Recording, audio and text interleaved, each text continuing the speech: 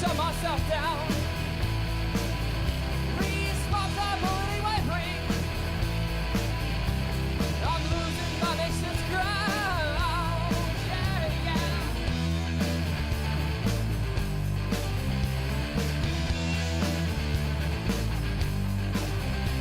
Well, it's too late to forgive myself. I'm a crackpot.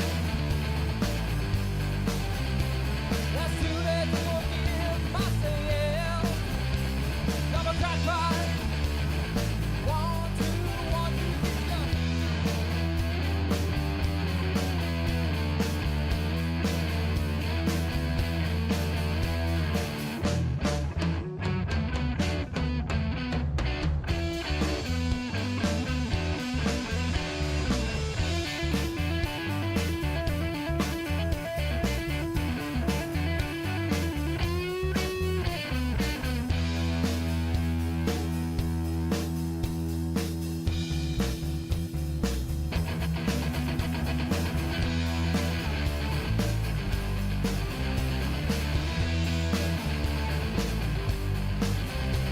That's too late to forgive myself. I'm a crackpot. That's too late to forgive myself. I'm a crackpot. 1, 2, 1, 2, 3, 4.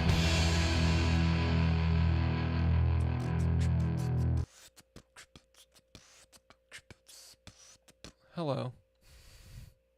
Hi. How are you doing, Megan? I actually caught the chat this time. Right. So, Halloween. Well, let me do my dumb intro really quick. Hi, everyone. I'm Bill. I'm gonna play chess and talk a lot. Okay. Yeah, Halloween was good. I think. It was good. I stayed up so late. I mean, that's nothing new. Right? But, like, famously late. Like, it was famous. It was infamous.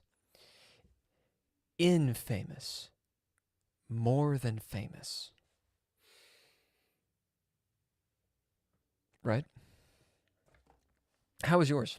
What did you do for Halloween? You're still up. Of course. Of course. But you don't really sleep. So, that's it, counts. You didn't get home until like 7 a.m.? I got home at, Lord.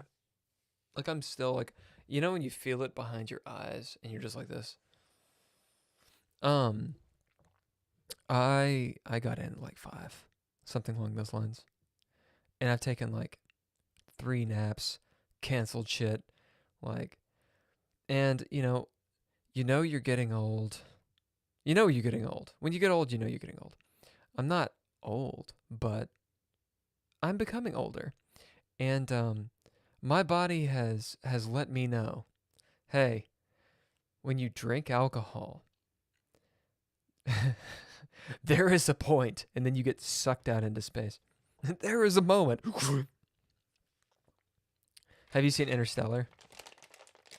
That Matthew McConaughey, God, like everybody's in it. And I'm forgetting all of their names right now. Is it Christina Richardson? It's not her. Jessica Chastain, maybe. Fuck, everybody's in that movie. Emma Stone isn't in the movie. What is her name? I don't know. My brain isn't working right now. This is not good.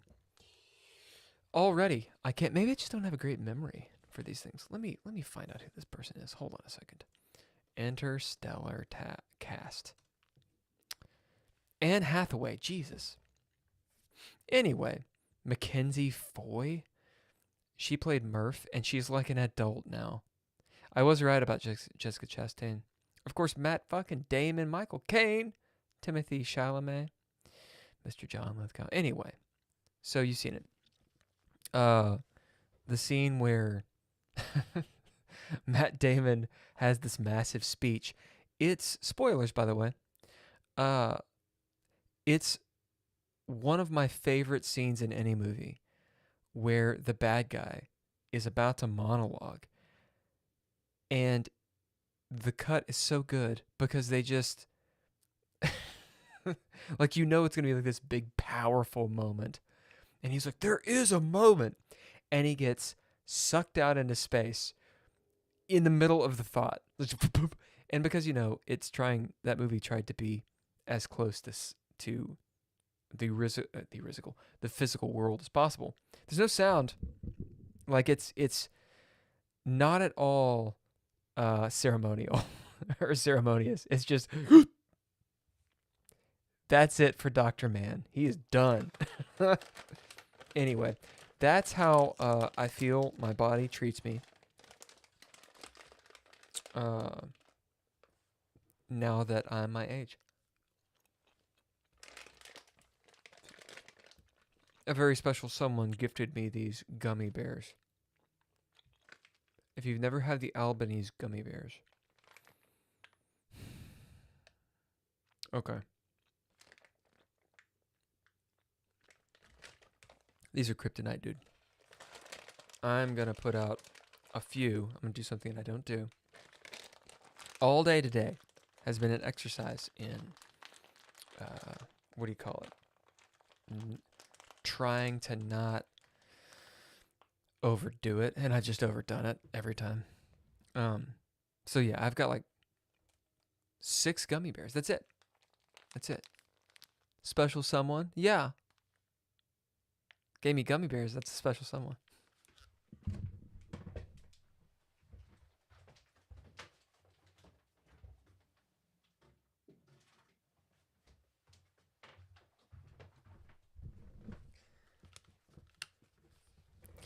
My willpower, right?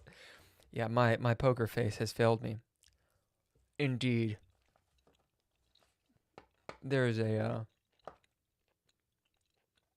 sorry, I'm like totally seriously mukbanging right now. I realize I do this all the time.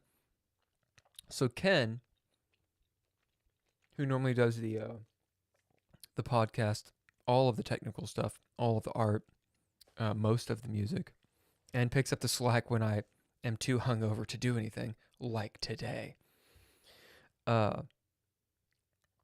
He told me, he was like, you eat all the time. And I was like, really? And then I was watching one of the podcasts. It was like, oh my God, I'm constantly eating. What the fuck? It's like I have a fucking tapeworm or something. I don't know. By the way, get your mukbang on. Thank you.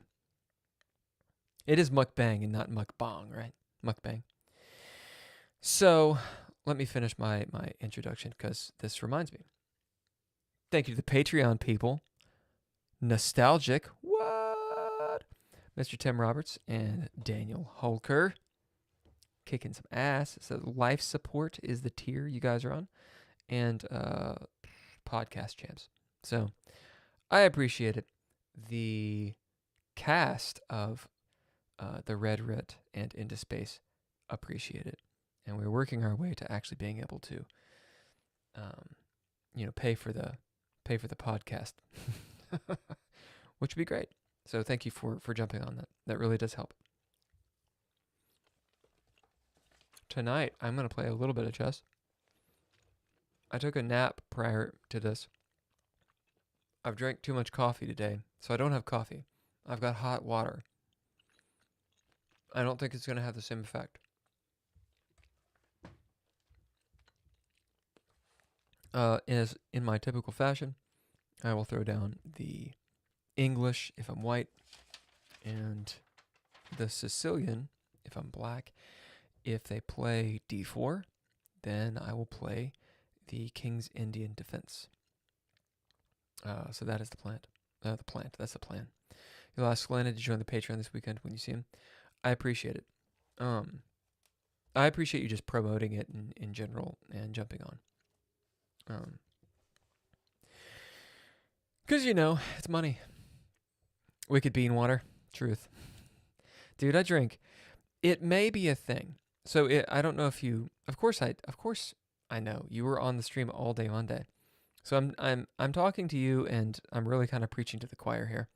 But for anyone who might be watching later, if you check out the latest podcast for Dread Lore, which is this right here, Into Space, or the Red Rit. It's always coming on Monday nights at 7 p.m. Eastern Standard Time on Twitch, Dreadlore. If you check that out, specifically the October 30th episode, so this week, everyone dressed up as their characters. And I did not arbit. I did not GM. It's called arbiting in Dreadlore. Regardless, I didn't do it. Ken Howell did.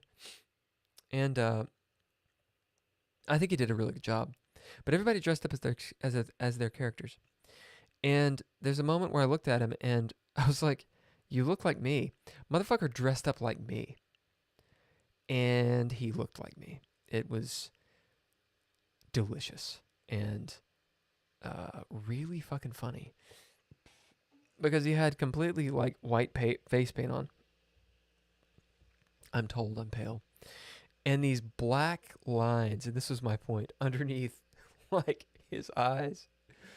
He was like, yeah, I did this because, you know, you're coked out. You're all super caffeinated. I drink way too much of the death bean water. That's my point. It's pretty good. He wants to play chess this weekend. Sad he didn't get to last weekend. Yeah, this weekend we can probably throw down. I don't know. I will likely not be on Saturday. I'm gonna be doing a chess tournament. A small one. It's for this group that's popped up out here. I think I've talked about it before, called Chess and Whiskey.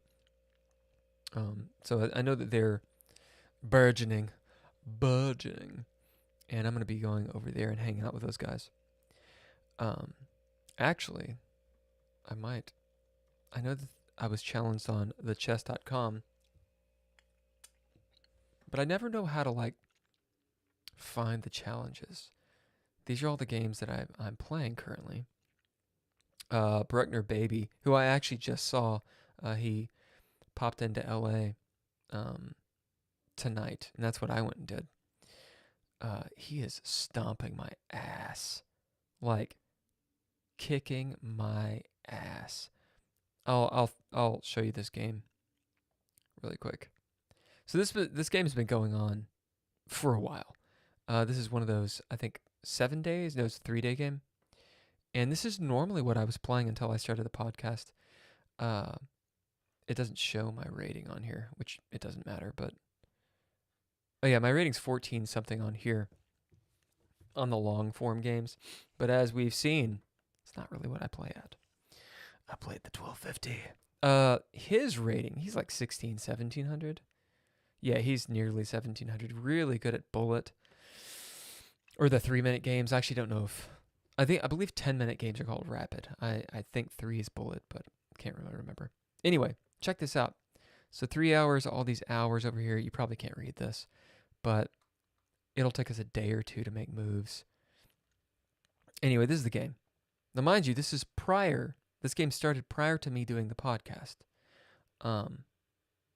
So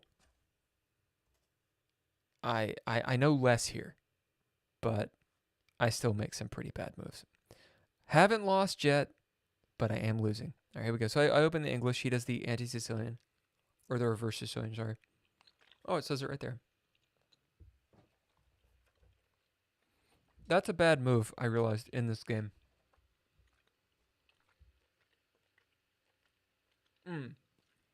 It's maybe not a bad move, but this is not a good move. And the reason is that. So I thought it was a natural move to move the knight here. That is not a good move. This probably could have been saved. Just me looking at it. I think a better move would have been that. Shit, I fucked up. Sorry, the game's already still going, so I can't actually mess with it. Anyway, I think a better move would have been e3 instead. Regardless, I did this, and this is what happens. This pawn becomes gnarly because it's blocked in, so I can't do anything. If I'm not careful, you know, he can come down here. Like, let's say I try to kick the knight. That's not going to work because he's going to check the knight's blocked. I can't take with the king, and he's going to win the rook, which may be what he actually eventually does on this side because he definitely does win a rook. He gets his queen involved. I'm like, oh, I'm going to kick your shit.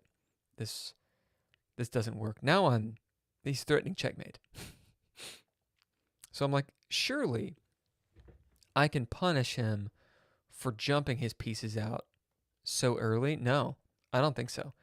I think this is just, when you do the English, if you do that, like this is such a hardcore threat. So it keeps on going. I probably should have taken the knight. Right. And now, well, you'll see. So he wins the piece. So he wins a pawn, threatening the rook there. That's likely a bad move. Actually, I know it's a bad move because, well, you'll see, right? So he still gets the fork. And I think that's the knight. Yeah, had I taken this knight, that wouldn't have been possible. I mean, what I was attempting to do with this maneuver is take the sting out of that. But I think I could have just taken. Issue being, had the horse not gone there, had it come here, I just got too much hanging. This happened. Well, no, that doesn't happen. Sorry, I got this pawn. Had this come this way, he had this, and he's really, I mean, this looked pretty gnarly to me. Maybe then I could have come here, and I guess his bishop isn't doing much at that point. He takes the knight or something. I don't know, maybe that would have been it, but I think taking the knight here would have been a good move. No worries, I'm picking up what I'm putting down. Right, so this is what actually happened. Trying to stave off. This kind of reminded me, this setup over here, reminded me a little bit of what happens with the King's Gambit and the Drunken King. But it's not, because now this all happens. So I lose the rook, and it kind of just goes downhill from here. I mean, I'm consolidated, and I was like, well, maybe I have a much more active position than he does. But let's see. So he's up a rook, but I'm up a piece. So what is it? 1, 2, 3, 4, 5, 6. Yeah, so he's got a pawn. I think, actually, it's right here. So he's up +3. But that's because the rook is a more valuable piece, and he's got 2 pawns. I mean, he's winning.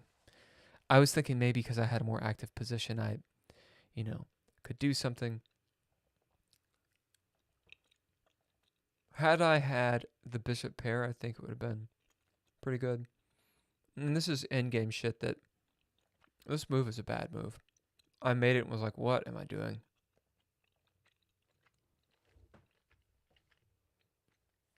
And this is caught up by this point too. Like, I think we played these in the last few days. Just looking at it. So he ties up the king side, with these pawns. Basically, if he can get a pawn in here, then he's got this rook to burn. And he's just got this gnarly pawn majority that can come down. So I got to be really careful there, because he can burn that rook because he's got another one. So I was like, well, he goes to the king's side, so I'll go to the queen. And he stops it, right? I go here, but that doesn't have any power because now this is open. And that ain't no good. So this move is not good because of that. Even had I gone there, boom, boom, that would have been good. But I didn't do that. Instead, I tried to activate the rook over here, and that was a bad move. Because now, like, the rook there does nothing. It actually literally doesn't guard that pawn, which is the entire purpose of putting the rook there. It would have been better to put the rook there if you're going to make that bad move, I think. I think this was the move to bolster that pawn. So, looking back, I think that's okay. He pushes there. I think that would have been good. My deal was, what if he locks up and then starts making a break? I don't know. That's not what happened. This is what happened. So I put my rook in this silly spot. This is an instructive moment. I've been watching. I've been singing this dude's praises, Daniel Narodsky, or Naroditsky, I think is how it's pronounced. He talks about how if you're gonna guard a piece, you should use, don't use the powerful pieces. They should be relegated to bigger tasks. But I don't really have a choice here, or I didn't feel like I had a choice. I could have gone here. I didn't. I think I was trying to capitalize on the fact that I knew that this was a mistake when I made this. Well, it's not, my little arrow's not working. Yeah, when I did this with the rook. And so I was like, well, maybe I can make up for it. No, it's awful.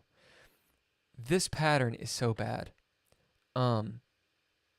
If I move the king, you'll see. Right? So he backs this up. So I can't get this guy out of there.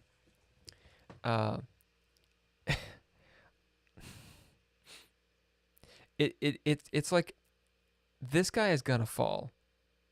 And when it does, like I've got to move this rook to get it back in the game because I don't have any rooks at this point, right? This rook is basically useless. But when I move this rook, now this falls and I'm in check with tempo. So if I move my guy away, like it's just all bad. It looks really bad. Okay, so I put him here trying to laser this guy.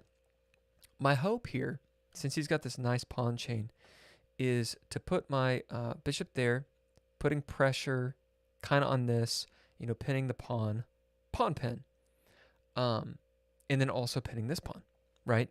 I think it puts the bishop on a much better square. The bishop can't really be attacked unless he goes there, in which case I could take it, but I wouldn't because it would open up the rook, right? So if he did this, I'd probably leave it and then take here. But even then, there's some issues because he can push this way and then push that way, even though he's got double pawns, and I don't think I can hold it. Right, so he moves there. That's so that he can push this pawn. I'm trying to activate these pawns and just get them in the game to block this guy because I figured he was going to do this. Right? Not sure if I should have done this. I didn't because I was afraid of this pawn. Which, looking at it, not really thinking well. This was a funny move. I was like, aha, I got him. I can do something. No, because he can just push. Son of a bitch. Yeah, didn't develop much, but he reinforced himself well. Yeah, he really capitalized upon me fumbling the opening.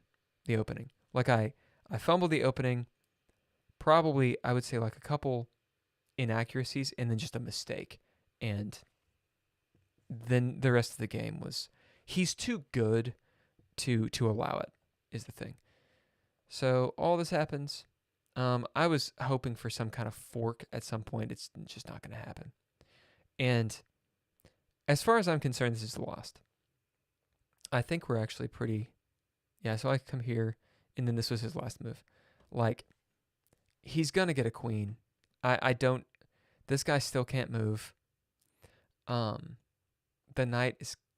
He's got this square, and he's blocking that, which is good. And my king is kind of sort of blocking the square, but I mean, that's going to happen. And this and this, like, it's just, it's not going well for the dog. Not going well for the dog. I mean, he could be ridiculous. He could be like, hey,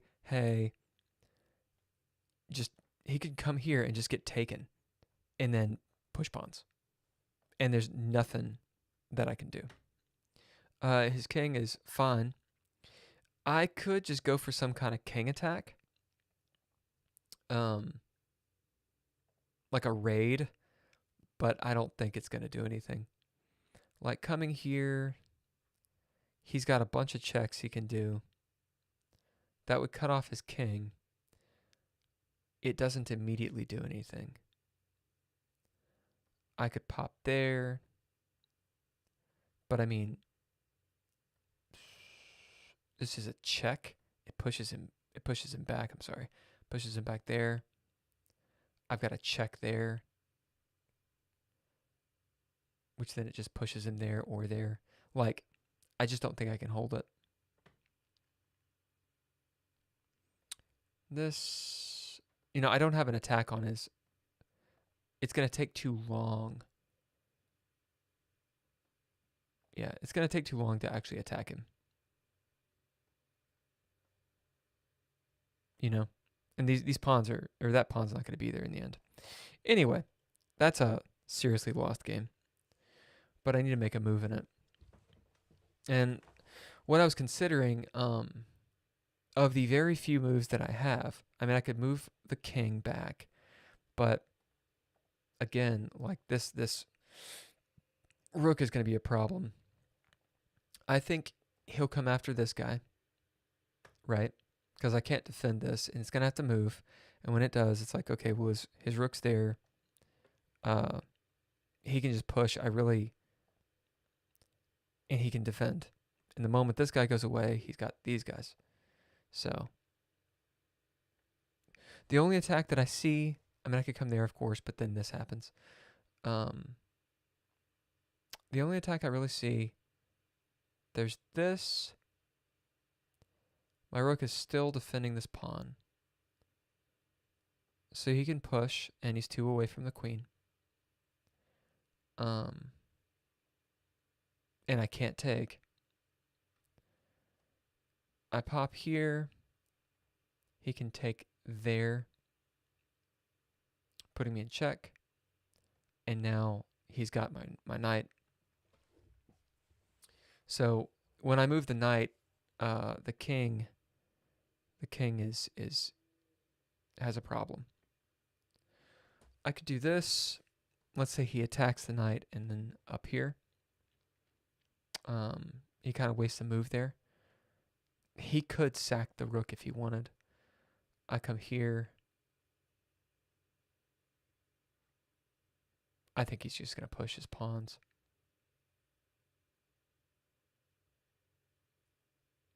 That's all I see. I think the king needs to move first. Because like I said, if I come here, he can put pressure on the knight. When the knight moves, he wins the knight. I guess I could. See, boom. Boom. I could move the knight. No. I can't defend that pawn. So, yeah, I need to move the king first. There, same thing happens. So, I cannot move the knight there, at least right now. This doesn't do anything. It loses the knight. Loses the knight. Yeah. I think the king move is the only move that I've got. I could move here, but then he takes. So that doesn't do anything. Yeah, I think this is literally my only move. And I'm almost checkmated here to boot. This is my only square. Yeah.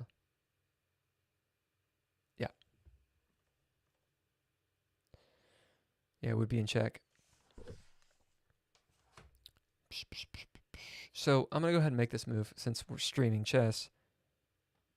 And he'll make a move to kick my ass later. So this is what I'm kind of doing tonight. I'm gonna go through the games that I already have going on. And that could be fun. These are just little tactical positions. This is with Rubik's Genius, who I played with before. And in fact, he is one of the, or he, she, I don't know. uh, is one of the Americans that I played that was really, really cool. So it's a 7-day game, and it's been 4 days since I made a move. This is a much better game. Uh, by accident, by accident, we're in like 3 or 4 games because I think we just kept on challenging each other, and then we're like, oh, okay, accept, whatever. And graciously he decided to. It's cool. It's like because we're basically playing the same game in 3 or 4 different ways, and it's interesting how it's played out. Okay, so here's one. He does e4. I go Sicilian. I don't know what this is called. Oh, it's closed. Sicilian traditional line, right? And he's doing the Grand Prix. So I did gather this was the Grand Prix. I believe the Grand Prix is an anti-Sicilian, I believe. And I don't know when I was looking it up. I feel like I was looking it up after this game started. That's a guess. I do think e6 is a move. And I know there's a gnarly line, which I can't remember off the top of my head.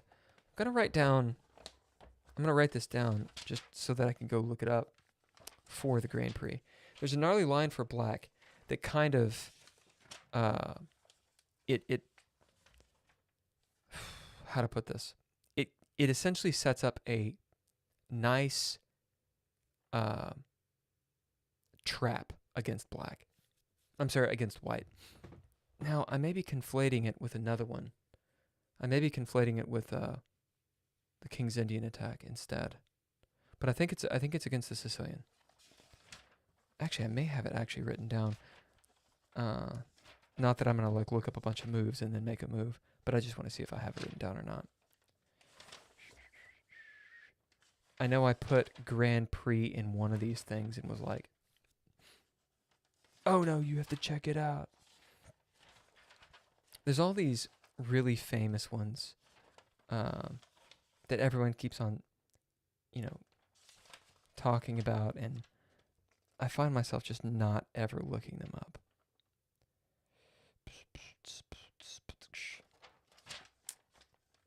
Yeah, I guess I watched it and then didn't write anything down. I'm thinking about the Smith-Morra attack. I'm pretty sure. Anyway, what I'll do now is make a note that I need to do this. The Grand Prix. The Grand Prix.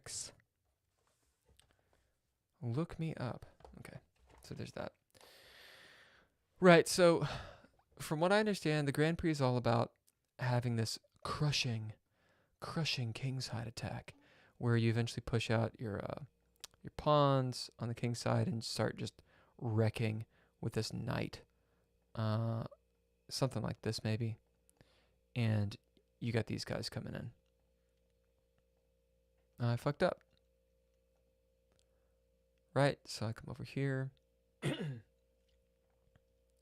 I think that's a bad move. I think this is a move I've made several times. I've seen it in different lines. I think with what's that one called? The Scandinavian, the Scandi. I mean, the Scandi looks nothing like this because it uses d5, I think, against e4. But the queen can go there. Anyway, I've made this move several times where the queen comes out here to put pressure, and then this happens with the bishop, which I'm pretty sure is what happened, and I move back. And this is just probably wasting moves. Like, I think I should have just brought the queen all the way back here, or maybe even... Well, no, back here would be bad because that would happen. This is bad. Yeah, she really just doesn't have a place to go. I mean, there's here, but she's easily attacked there, or if I move my knight, or if he moves his knight, like a discovered attack. Like, it's just, and she can't pick up the pawn here because of this guy. So yeah, this is not a good move, and I'm not exactly sure what I should have done, but I think that this queen move was a bad move. It allowed him to develop and didn't really get me anything. Are you one of those post-it notes everywhere types of list upon list types? Yeah. Oh yeah. In fact, I have to let me show you. This is not embarrassing at all. Let me show you my shame.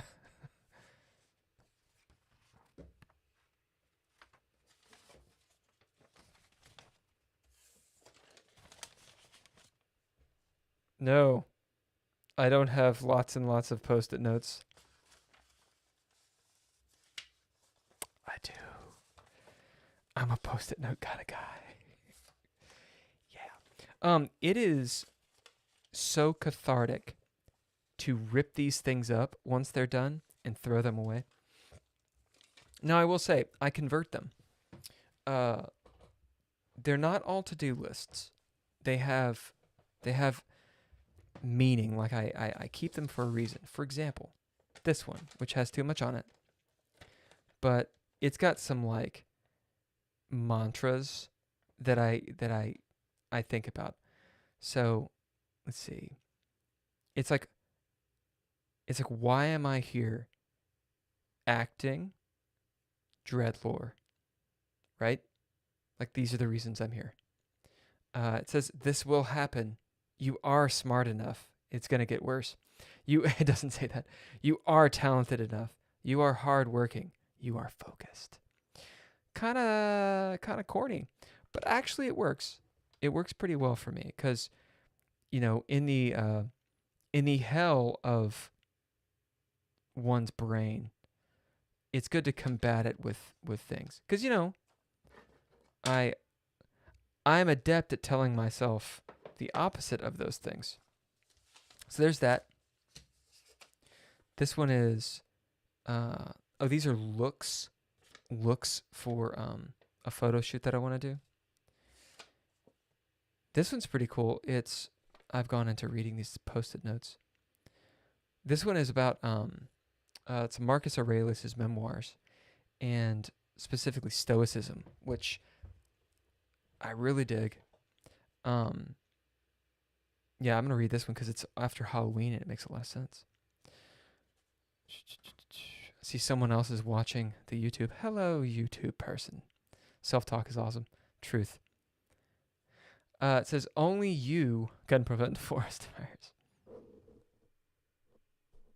Right. Only you can fulfill your potential. Reflect on what you do. Reflect on what you do have. On what you do have. Reflect on what you do have. Remember how much you'd want those things if you didn't have them. I wrote it in shorthand, so it's kind of hard to whatever. But don't value these things too much because they don't actually matter. So this is paraphrasing Marcus Aurelius. The next one is, death is a duty. Not like death is duty. Death is a duty. So live, be good, be everything, be light, then die. Some powerful fucking shit. One of the things I got out of it was this idea of your life matters because it ends. And because it ends and it matters, you can live for others than yourself. As in, you don't have to be egotistical. You don't have to be a narcissist. You don't have to be a psychopath, as our culture wants us to be. And, Marcus Aurelius was a Roman emperor. It's pretty wild that he wrote that stuff, not to publish, right? They're his memoirs. He was a scrapbook kind of guy, too. He wrote that shit down to reflect for himself, not really ever expecting anyone to read it. I don't know all the history behind it. I would assume an emperor would understand that people would read his shit. But anyway, so that's that stuff. What is this? These are other looks. This is more stoicism. Megan says, "We are always our worst critics. No one will ever be as cruel or as brutal to you as yourself." That is truth. Yeah, keeping centered is... I was talking to my special lady friend today, and I was saying, I feel like I'm constantly trying to pull away from everything, right? Like water spread over a plate that's just going everywhere in every direction. And so I'm constantly trying to like regroup and center myself, like in my chess games. And I think that can, not to get too much into the metaphor, but it's me, so I will. I think that can make other people feel like I'm retracting from them. Because in a way I am, right? Anyway, I've been thinking a lot about all this stuff. You got to stay centered. You have to have control of your own shit. Because no one else is going to do it. Another part of the stoicism is being great is your duty. It is in your very nature. Greatness is only attained from within and has nothing to do with materialism. So that's a paraphrase, of course. But the main stoicism idea is it is human nature to actually be great. Greatness is our nature to do. And also because of that, because it's our nature to be great, it's our duty to do it. So not being a dickhead, actually fulfilling your potential, being great. This is your duty because it's your nature. It's your nature, and therefore it's your duty. And I really dig how it's refreshing, because people that are our age and younger, of course, really buy into this like postmodernism, or meta postmodernism, as I believe it's now called, which is in my opinion, a derivative of French absurdism. In plain English, TikTok humor and Instagram meme humor, which is funny. Time is a flat circle, like nothing fucking matters, fuck it all, har har har, don't take anything seriously because everything's stupid and doesn't matter.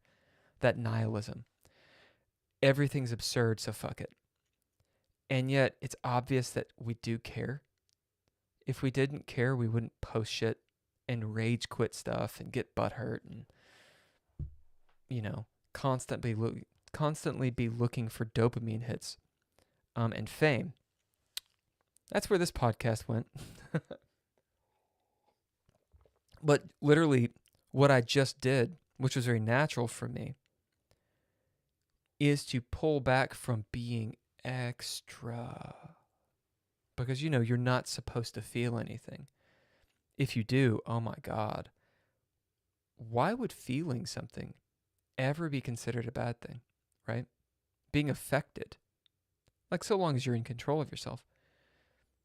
Why is that a bad thing? Oh, it's because it doesn't matter. Grow thicker skin. What do you mean? Be callous? What are you talking about? Why be callous towards the world? Oh, because the world sucks. The world doesn't suck. A lot of shitty things happen in the world. The world does not suck. Well, humans suck and humans are stupid. No, they're not. And no, we're not stupid. And no, we don't suck. Humans don't suck. And no, humans are not stupid. Humans do shitty things. We have the potential, and we definitely act on it to do stupid things, horrible things. And we can really make things suck. But the world doesn't suck, and human nature doesn't suck. I really dig Stoicism in that regard, that it has that mentality towards human nature, that our nature is greatness. Our duty is therefore to be great.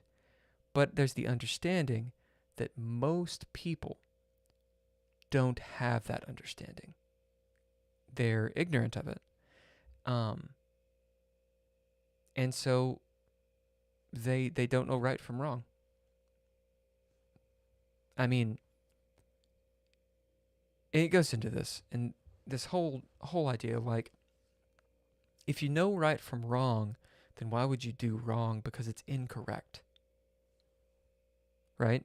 It's a little bit of a semantic argument there, but the idea is, well, this is wrong, so I'm going to do it. Wait, what? Unless we're arguing about what morality even is, and is there a right and a wrong, and blah, blah, blah, blah, blah. This presupposes that there is such a thing as a right and a wrong. Is there a spider building like a whole thing? Yes. Come on, spider. Speed ray. What are we doing here? Hold on a second, I have to take care of this.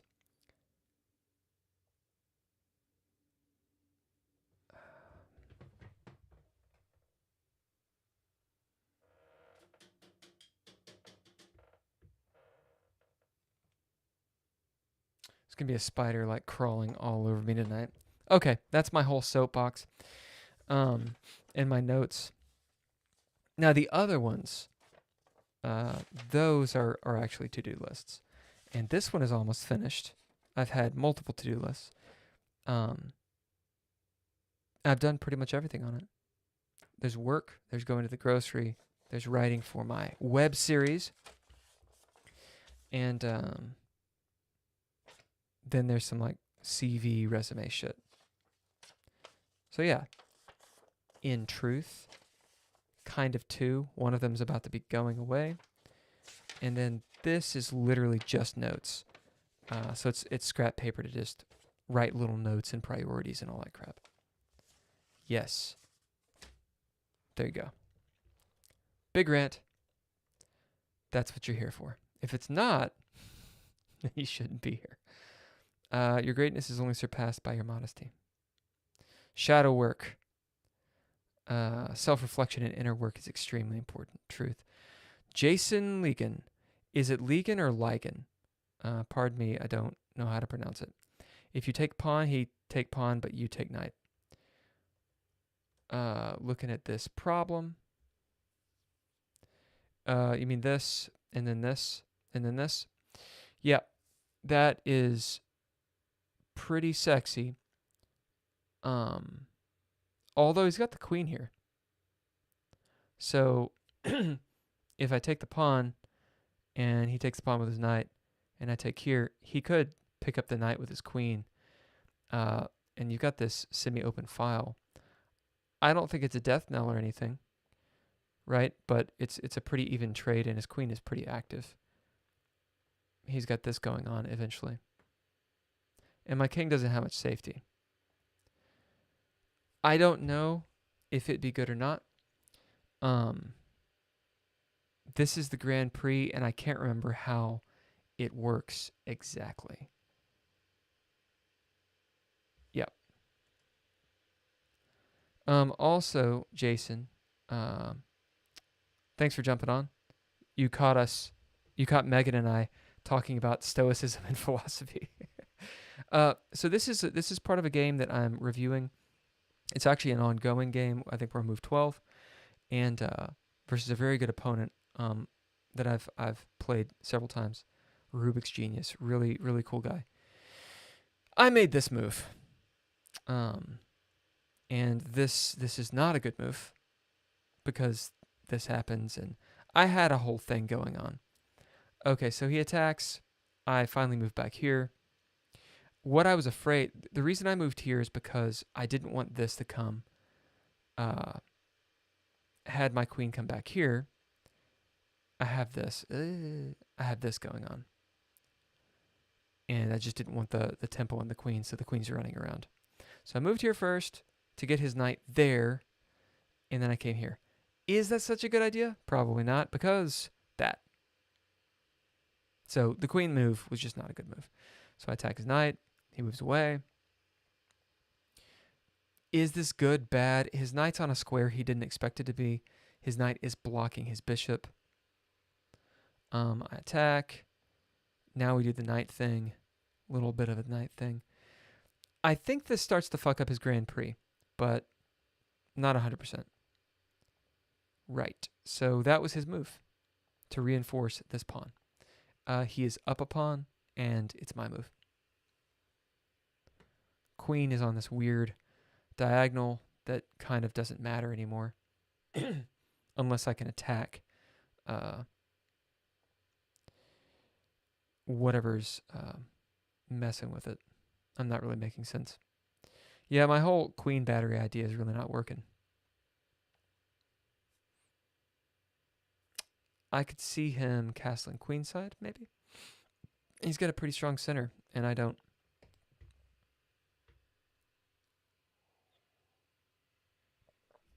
I think developing is just absolutely necessary here. I've got a couple attacks coming at me.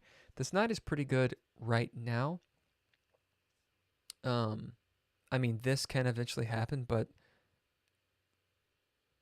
if it was gonna happen, it seems like he would have just gone there. I could see this maybe.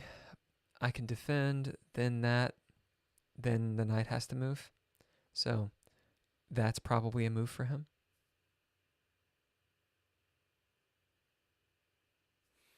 I could do some kind of attack, but I don't think, none of this is going to win.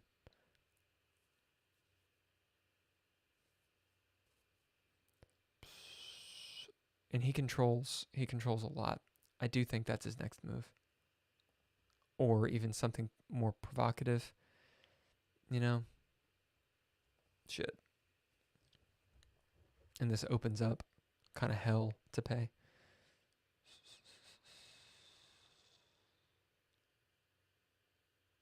And I did the Sicilian. I always want a castle queenside, and yet I still play the Sicilian, which I'm sure you can do a queenside castle on it, but I think the idea is the kingside castle. How about you check him, move the queen?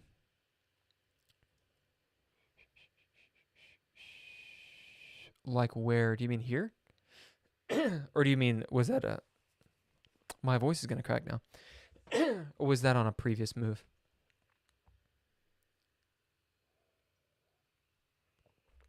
I can't check him presently. Previously, maybe.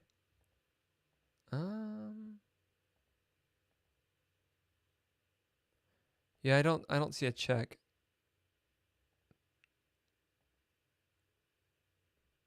Maybe a lot earlier. Yeah, I don't see a check. I mean, my idea was to have my queen here and then be attacking his king side, but that kind of failed. So I didn't move my knight here because I was actually trying to develop a little more. Let's see. That doesn't work. He's got a lot of pressure on this, and I really, really don't. I mean, I could drop the knight back, I guess, but then where does this knight go when this comes? Like, this knight's got a problem, and putting it back here or here it looks really sad.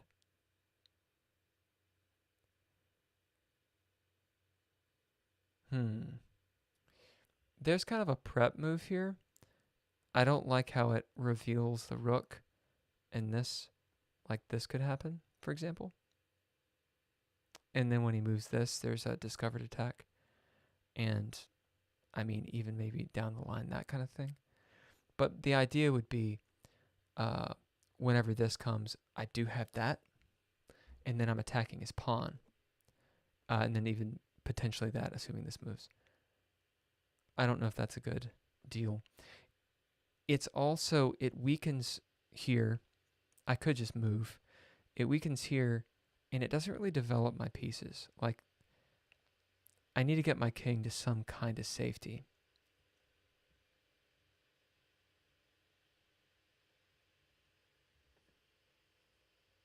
But I think that's a pretty gnarly attack right now.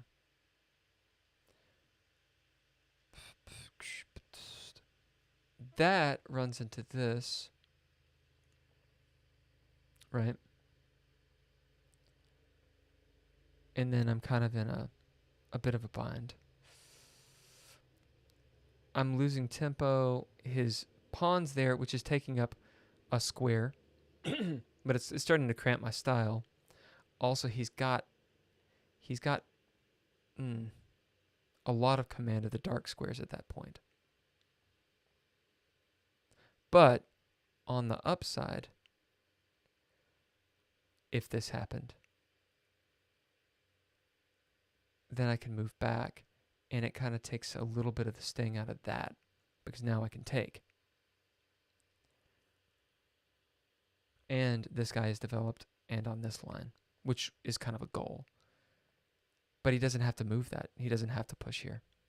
I think it would be tempting to push there.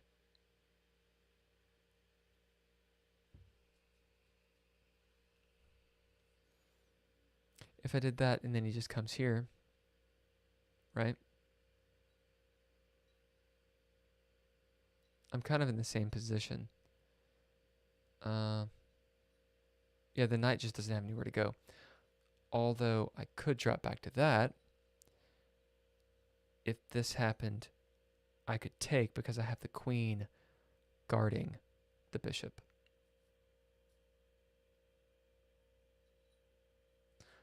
It seems like I'm kind of getting locked up though. And there might be a simpler way to play this. To just develop my shit. But I feel like I'm about to get hosed. Like there's a lot that, you know what I'm saying, that can kind of come in. I don't think he would do that. He might. This, and then he's got his knight. All this going on. Yeah. That's tough. Apparently my stream is fair. Please set bitrate value less than 3500 kappa. My bitrate is at 3152. It's not at 3500. Your bitrate settings is out of recommended for Twitch. I don't really know what that means. Does the stream look like shit? So yeah, what am I missing here? The idea of putting the bishop here. Okay, so there's the line that I was talking about, where if he pushes there, I can pull back, and it's weakening up that. And my bishop is there, which is good because I can castle. It also gives this guy a place to go. Does it? This, boom. When that comes, no, it's not that it gives him a place to go. It's that I can now take, and there's not a pawn there defending it. Problem is, I take here, I probably take with the knight. Because if I take here, it comes with a check. And I'd have my knight here hanging out. That'd be nice. That'd be nice, right? But he also doesn't have to do that. Like the bishop on this square, it does kind of contest that, but not really. Because if he puts, like, I'm going to lose a piece to his pawn. So I don't know if the bishop is really placed well there. We're, as they say, biting on granite over here. So making this move maybe is not that great. Let's say I go here instead, which is just simpler, and I'm not waiting on him to hopefully make a move, you know. And let's say he moves there. I mean, I would assume he just develops, but let's say he attacks. which is what I'm worried about. So my knight doesn't have anywhere to go, right?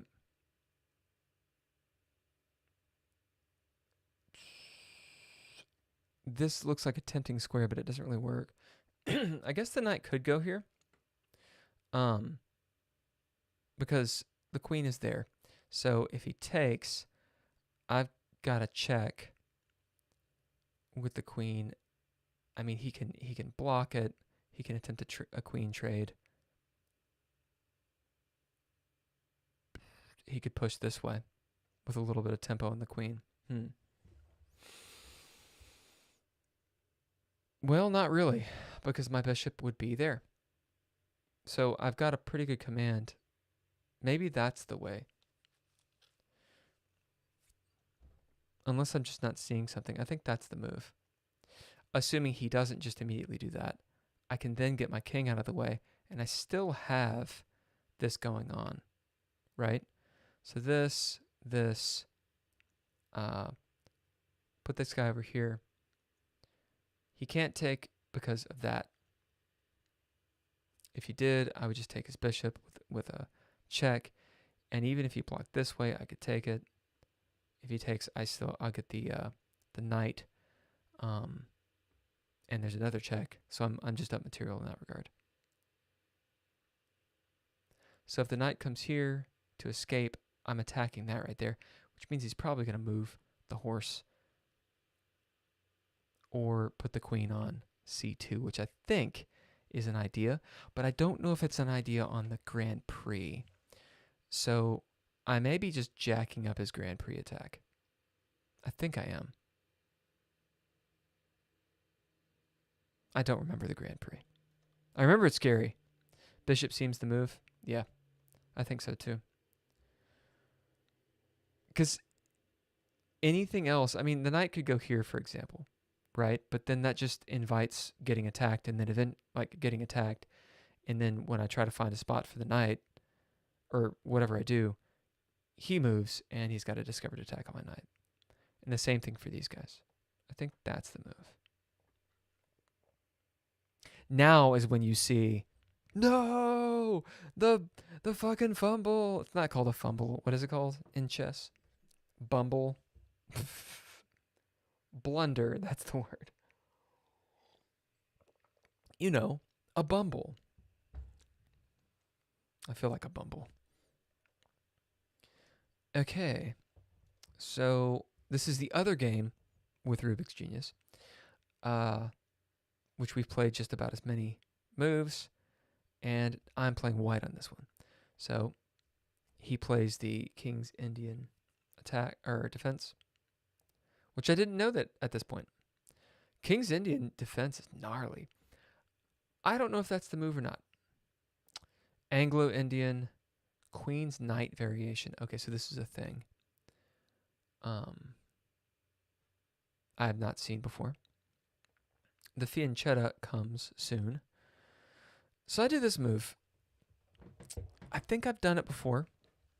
Thinking it's clever. I don't know. It decontests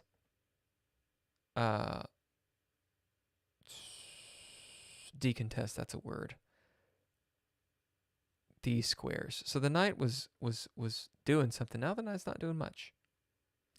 It's inviting in, you know, some other stuff. So I fiancetta. He's probably going to do this. Oh, he doesn't. Normally with a King's Indian, you put your you fiancetta the bishop. He moves there, which I can block, which he takes. Fine. I don't think that's the Nimzo Indian, although I do think the Nimzo has this as a theme. And then these doubled pawns for the English are the English. That's like a really common theme. Okay, so he's coming out this way. It's bolstered by the knight.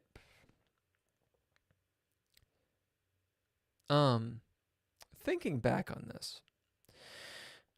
So making this move, it blocks my bishop. It also blocks my knight, right? Which ain't any good. However, there was a tactic here, I'm pretty sure. So if he takes, obviously I can take, or, which would be a lot better, I take there. Issue, my king side is pretty jacked. So the castle's kind of just weird. He doesn't have his dark squared bishop, so I'm not as worried about these dark squares, and also the queens are off the board, so I'm not really worried about that. Okay, so that's assuming he takes, but of course he's not going to take. If he pushes forward, then I take this way and activate my bishop. I'm not as concerned about this because he doesn't have a dark squared bishop or a queen. So they look weird. They're not as awful, I don't think, as they seem. But our development is all over the place. Okay, so if he pushes, meh. If he takes, whatever. I can take. He can't take back because I've got this going on. So my idea here, this tactical idea is I'm going to win this in my mind. And it would have been better than pushing here and stopping because that just blocks my shit. Okay, so I do this. He blocks. I wasn't sure about that move. How long did it take me to make? It took me like 2 days or something or whatever to make that move. Probably because I wasn't looking at my phone. I wanted to activate the bishop. It's still guarding this square. And I'm looking for a queenside castle. Something sexy. Because I don't want to wait on this move here. This, then this, then this, then that. So I lose the exchange and this rook is hanging. I mean, I could technically do this, but I'm still losing the exchange. Right? Pawn. Takes the pawn. I take his knight. Takes the bishop. Actually, is that equal? I lose the bishop for his knight, which I don't want. I don't want to give up my bishop. Right now I've got the bishop pair, which I think is going to be a lot stronger. Okay, well, we continue playing. He moves there. I assume the reasoning for that is to either bait my bishop or prepping for this pawn move. So he gets a pretty gnarly pass pawn after he moves here or here or something with the rook. And he doesn't have a pawn majority, but his pawns are nicer than mine. I don't have to do anything here. If he pushes there, I can just push that way. And if my pawns are on dark squares, granted, this pawn is pretty nice there. It's blocking that knight from doing anything.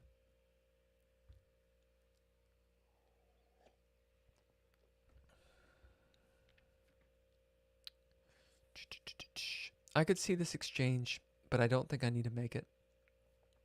I wouldn't mind castling here, and I wouldn't mind getting my knight involved. I want to make sure that this guy doesn't just get trapped.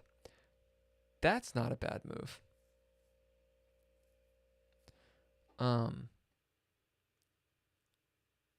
Coming here, laser beams this, although it invites that knight to there, and then I just have to move. I guess I could move back.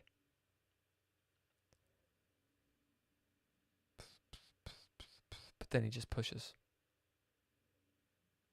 So I lose the bishop that way. So yeah, I'm thinking that's not the right move. Because I'm gonna end up developing him when he moves his knight. I'm gonna lose the bishop eventually. His knight will be active, and then his next move can be castling and centralizing, which I don't want to do.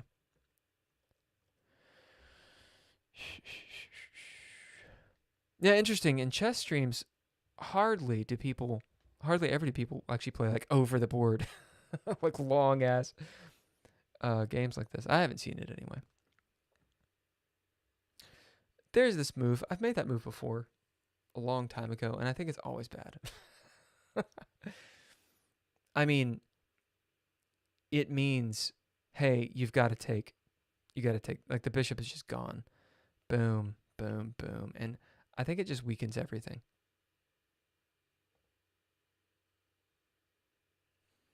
Okay, so let's say I castle. Castling this side, the issues with this, the pros, the rooks will be connected soon-ish, I guess, because I can go here. He can't take, because then I'll take him with the bishop, and I can go here. Coming here, he could do an annoying move like that.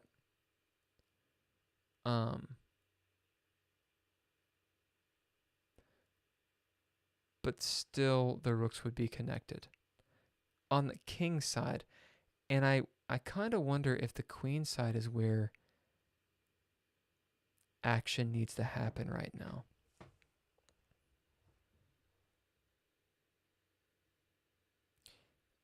Interesting. So, as in, like, if I castle, I'm taking the D file, which is nice. I'm on a light squared here. He can't really attack it yet, and I'm putting a little bit of pressure on that. Not a lot. I mean, I'm not going to take it with my rook. King is pretty safe on a dark square. I wouldn't move up here necessarily, but I could move my king over here to guard. But these guys are facing, and all of my minor pieces are over here. So it seems like putting the king over there is a little counterintuitive, even though I would really like to gain that file. I could just box the king in, which sounds like a great idea. Once this falls, I'm going to be in some trouble, because his pieces can start activating, and he can get to safety. His king side is fine for right now. I need to break that down somehow.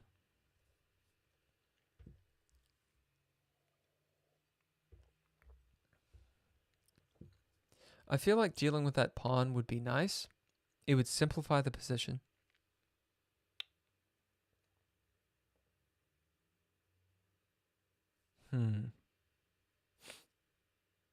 But I also kind of like this idea.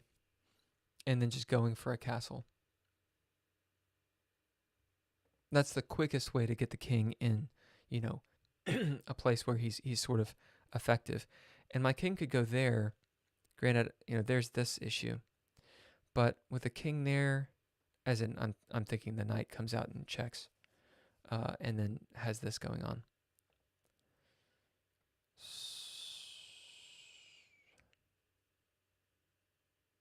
Not sure. Okay, so if that happens, I doubt he takes. Can I can't trap him. I mean, that just kicks the bishop. But then I can't defend this guy. I'm actually surprised he didn't just go that way. Hold on a second. I must blow my nose. Just a second.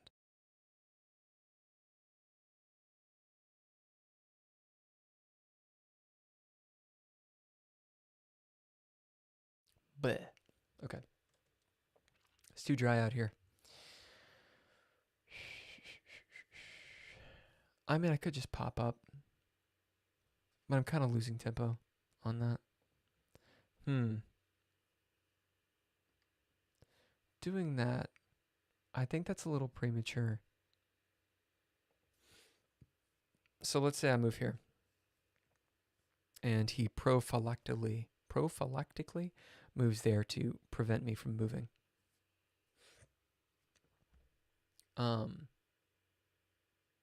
I've got that move,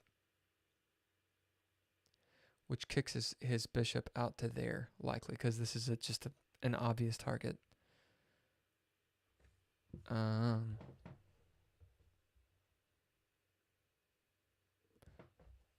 And I think the only move there is pushing this way.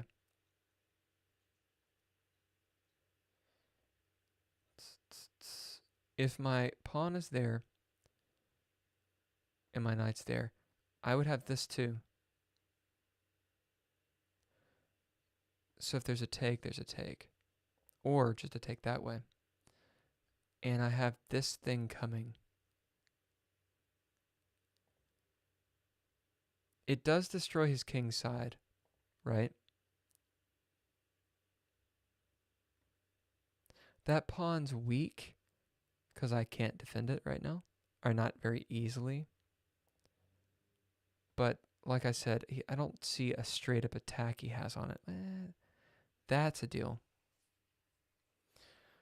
Because once I move up, his knight can be here. And if his bishop is there, and his knight can move there now because this is there, that does look a lot worse. So maybe this is not a good attack right now. So we're left with that. I'd like to move this way and castle, but I think it just moves my king too far away from help. It's also pushing here. I run into maybe that.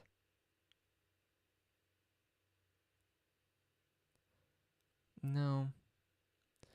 If I push here, I think I'm overextending. The idea would be to get the knight in. But I don't think that's a good move. I think this guy needs support. And I like this bishop on this angle, preventing the pawn hell. This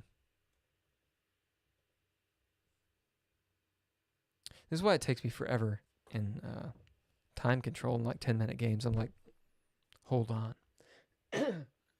So yeah, let me go back to here. There's this push or this take. Instigates. There's the take. So he's back with the dude.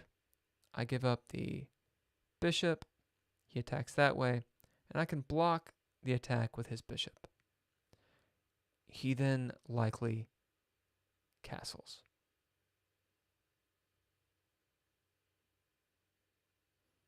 I could simplify the position where I have a knight and he has a light squared bishop, but I don't really want to do that. I think that would be maybe losing, maybe just losing. I don't know, it might be even, but it seems like having a bishop at the end, long range guy over a short range. Granted, it's a light squared bishop and this is coming here.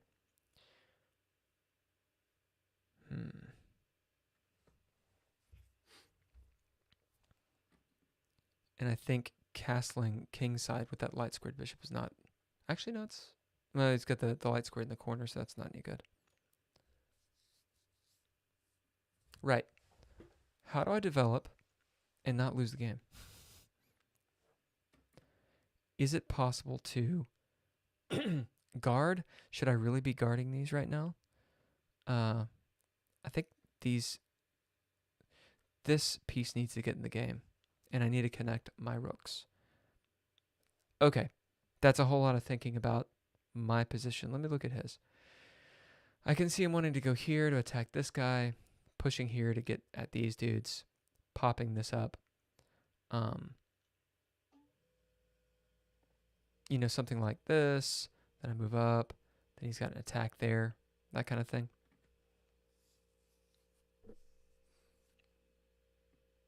His bishop is a little bit weak right now. It's not really controlling many squares.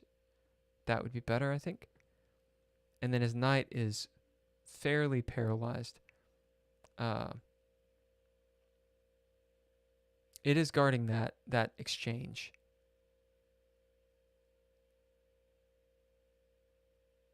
But I think his knight wants to go there.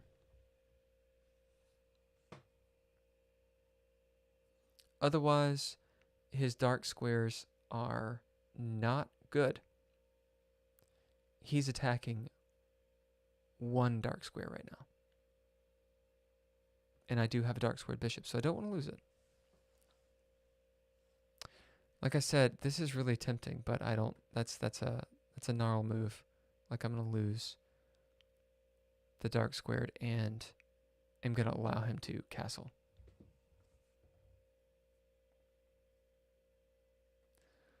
That might be kind of interesting. Putting did I look at this already? I mean, I run into the same thing, although the bishop's not under attack at that point.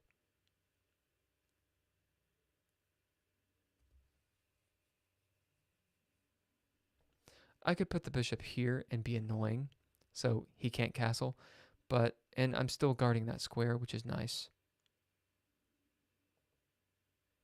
I'm also blocking in advance here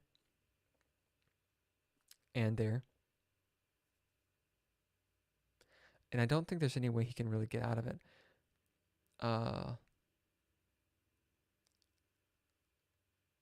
But it does not improve my position.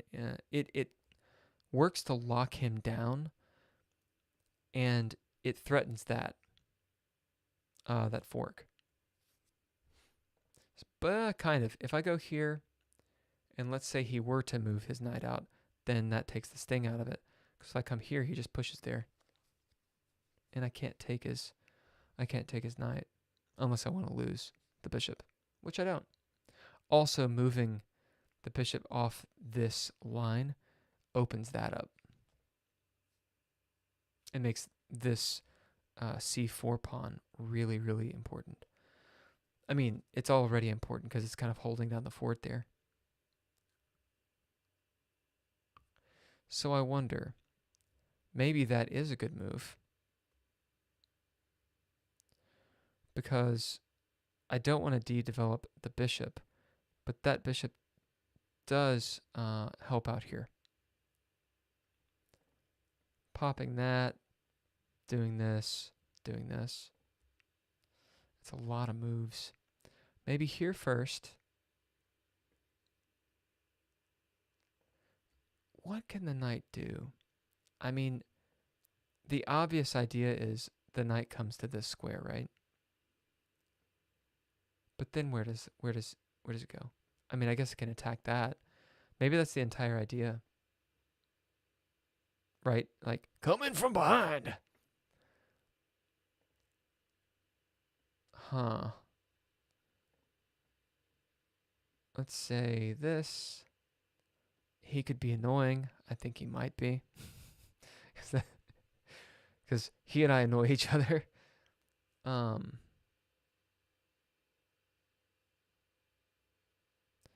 There's this too,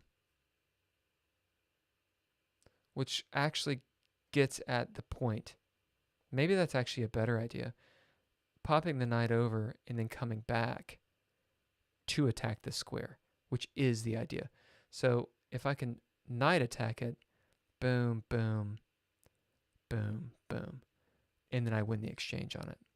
Is there enough time, though? So if I knight out this way, get my knight out, right? Kind of, sort of in the game.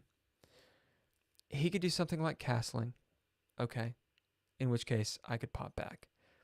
Granted, he's got the rook now staring at this, and I've kind of run out of time. If he castles, I could castle. And then put a defender there, assuming he pops this way.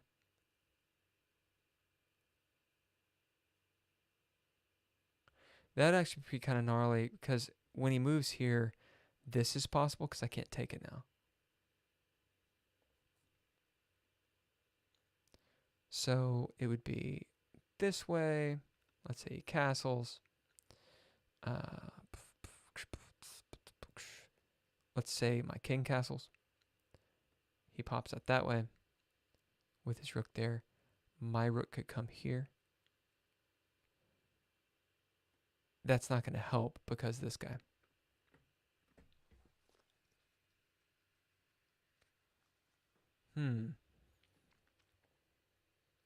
So would this just be misplacing the knight? You know, with all these like fancy fucking moves. Because once he castles and moves his rook there, assuming he did, even if I did this, like this is the move, right? Okay, so who are you streaming to, man? Hi, Keith. Like a rogue from the backstab. Hey, Keith, what's up? Who am I streaming to? I'm streaming to Twitch and to YouTube. Or did you mean a different question? Why am I streaming? um, this game is a. So what I'm doing tonight, I normally do 10-minute games. The rapid stuff, which I've been trying to figure out how to do the increment. I just haven't figured out how to set it up. Because I think the increment is necessary. Anyway, I normally do 10-minute games. Tonight I'm looking at ongoing games I have on. I have my ongoing games, which are more over the board. So like 3-day, 7-day games. And I'm just kind of going through the tactics and the strategy of what is the next move that I'm going to make. So that's what I'm doing tonight. Normally I'm playing 10-minute games though. And then every so often I do puzzles. Rubik's Genius is a guy that I've played several times. Right, so I think what I'm getting here is I could develop. I think I should just develop. Because if I try like some weird tactic, I think he can just get out ahead of me. Okay, concerns. This pawn right there. I don't really have a way of at least immediately helping it out. There's this. I'm a little bit worried about that.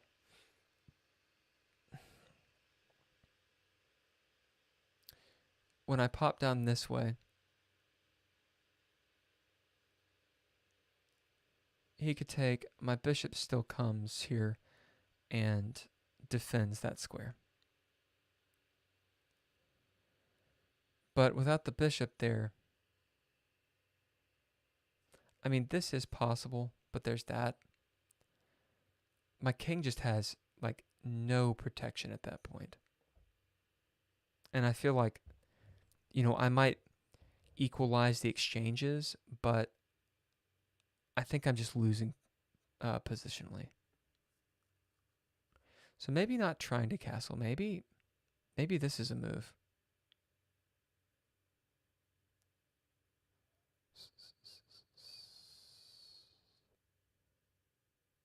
I just saw that move. Maybe that's a really bad move.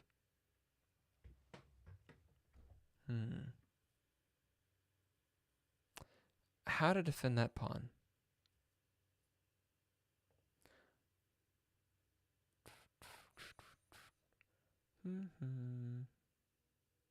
Yeah, it's a lot of knight moves. Knight moves! I think the only way is this guy.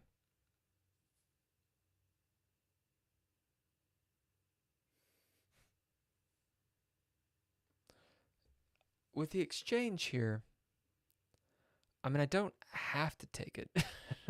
I could just get rid of the pawn. But then I'm just opening up, a gnarly attack with the knight. Which that sounds fucking stupid.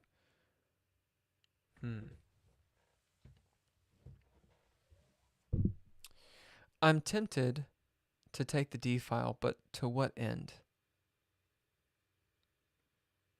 I could do a rook lift, which he doesn't really have, that I can see a way to defend that square right there, other than moving the king up. Is that a thing? I mean, just like a straight up balls attack? What's up?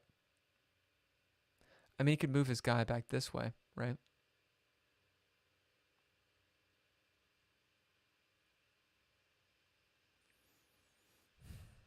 That does kind of mess with his knight here in the development of this rook. And it activates this rook over here. So it threatens that, which, I mean, he could just pop this way. But then I do have a pretty good... I think I have a pretty good attack at that point. He could castle, yeah. And then that square becomes really important. I mean, I could push this way then. Defend... No, never mind. This guy's here. I would love to do that.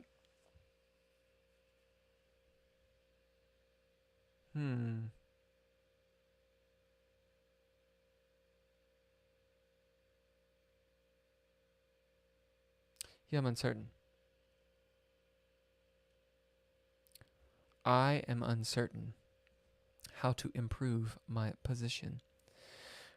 So I see moving the rook over, threatening to come there.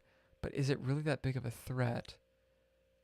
It moves his knight back, which I dig, because his knight doesn't have that many squares at that point. But he can go there, and I'm just kind of like re-maneuvering his knight for free. Well, then this happens. Or I just fucking take his knight.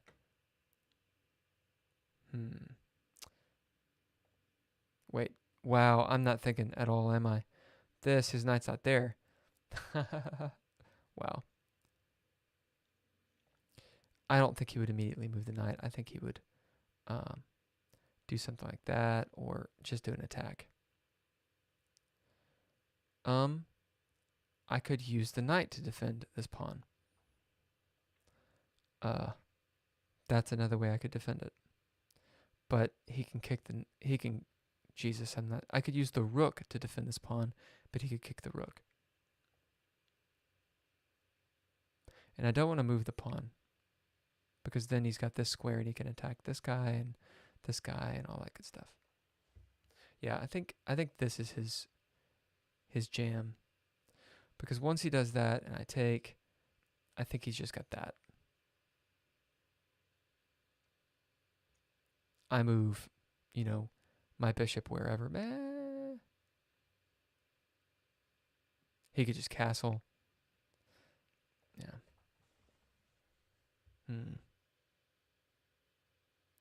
I definitely need to jam on the dark squares.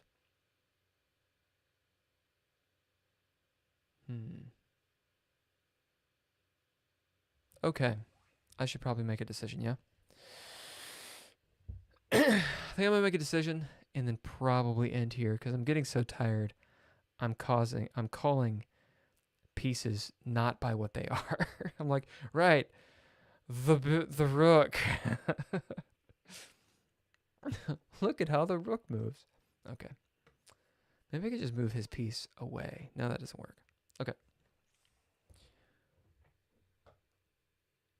I think he's going to attack c4 soon.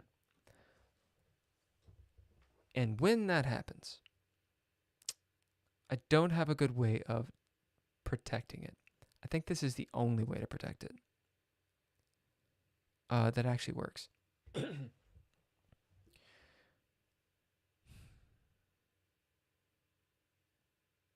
I think.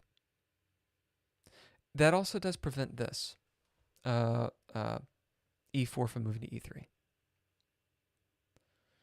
It kind of blocks off my bishop here. But I don't think the bishop is in a bad spot. Like, other than this move.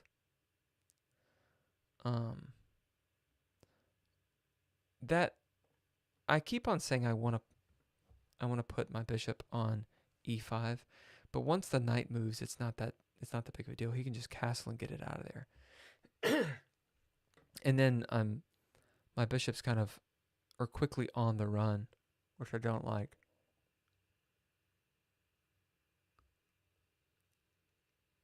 I don't like how passive E3 seems to be.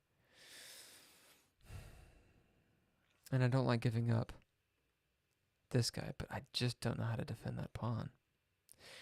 E3 does allow the knight to come out. And if this goes down, the knight can come here and start kind of getting in a little bit. But I want to consolidate my power. I am leaning towards this.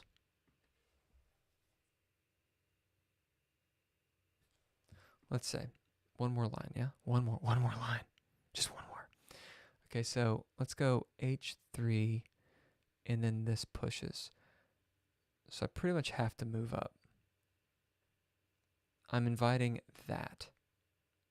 this fork. So I can go here. He probably castles to get out of the attack there.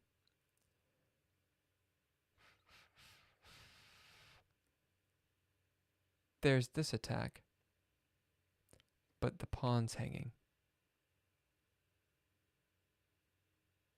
So I can't do that. Is there a way to defend that pawn other than there?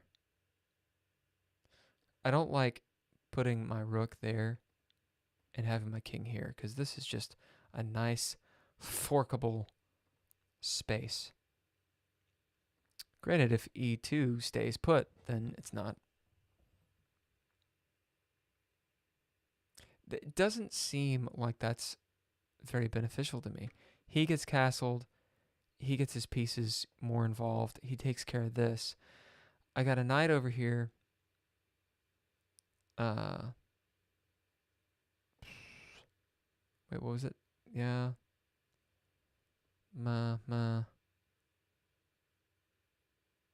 Well, that does become possible then. If he moves the knight.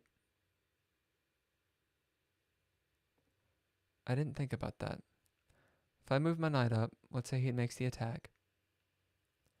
So I move up here. If he goes for this knight, there's this which provokes a castle, and I can take. And he's forked.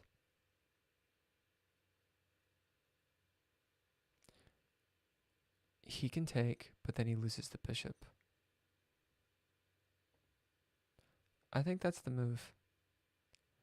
All right, that's what I'm going to do, ladies and gents. Thoughts? That's the one.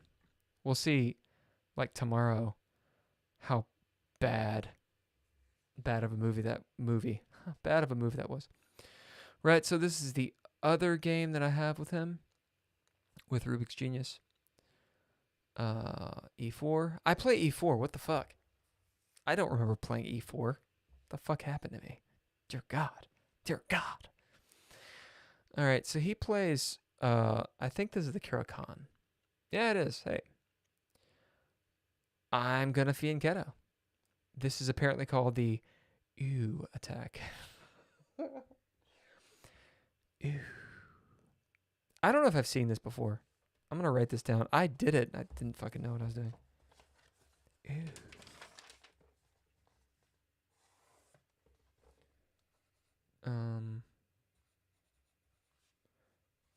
Does anyone actually know how to pronounce that name?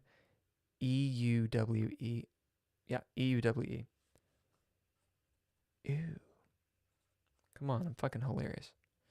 So he does C6, which is the Caro-Kann. And I do the attack B3. I must have thought that was a fun move.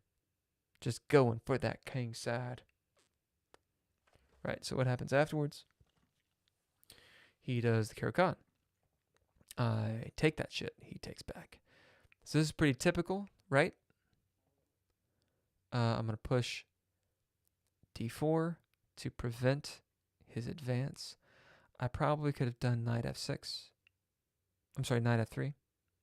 If my knight had like superpowers, he could pop up here. But my knight isn't that strong. So I've got this going on. And I'm looking for that.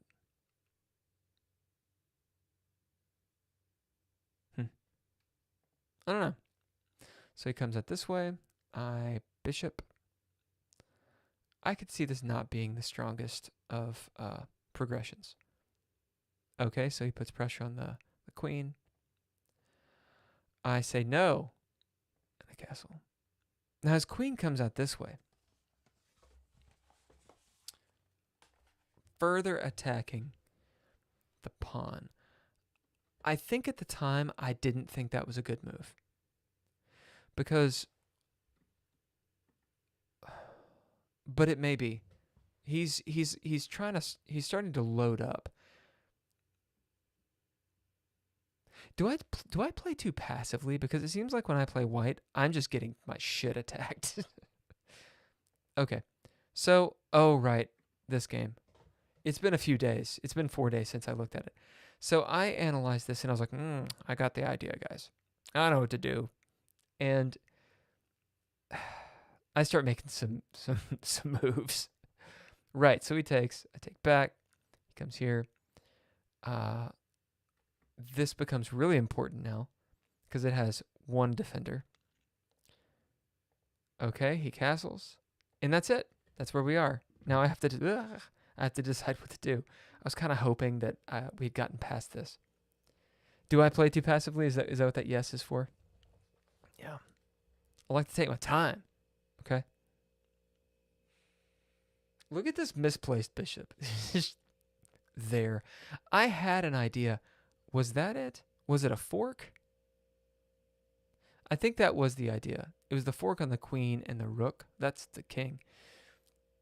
But it gets taken out by this knight here. This gnarly, gnarly knight.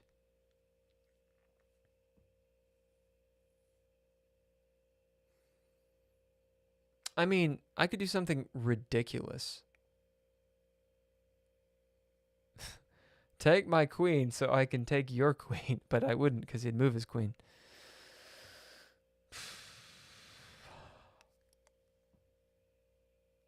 Okay, so I've got a bishop and a rook on this. So that pawn is actually defended right now until he takes this. But I got my queen here. Defending. This guy is defending that square, which is good for him. I think in my brain, that was a move.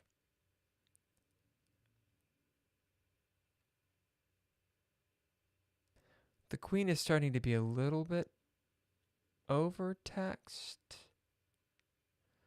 Also, that, I don't like that too much. If I take with the knight here, I assume he takes with the queen. What I was kind of going after is it takes this battery off of my king. But I also see that back row mate could be potentially in the future.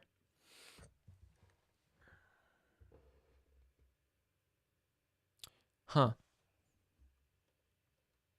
The ooh attack looks ooh. So I could also just develop.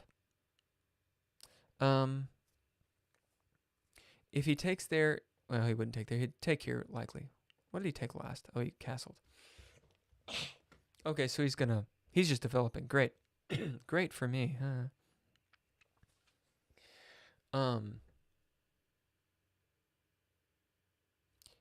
That's a pretty gnarly square. Not right now because of this. I don't think I can do anything with that. And I can't really move this person off. I can't really attack, go here, because then this falls. And I can't do that because of the same reason. So the knight can go there. And the knight could go there, attacking this. Because the queen is protecting here. If I put the knight there, I think that's likely to happen. I could strike out at that point. Because boom, and then boom, has this kind of going on. And it reinforces here. Okay, so let's say I go over here, totally displacing the knight. And let's say he takes. Right? I take, boom. So that's actually, this exchange I think I have on lock at present. But this move is going to start...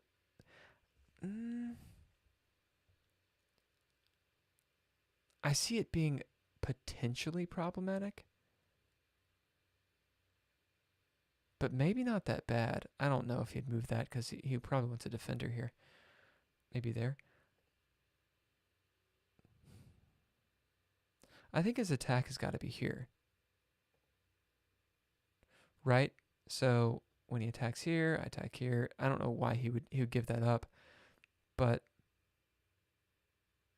yeah, actually queen, I don't know. What am I thinking? This.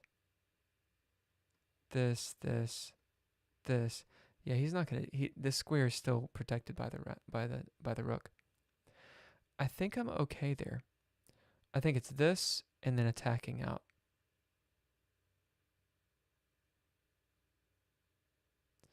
He could place his knight there.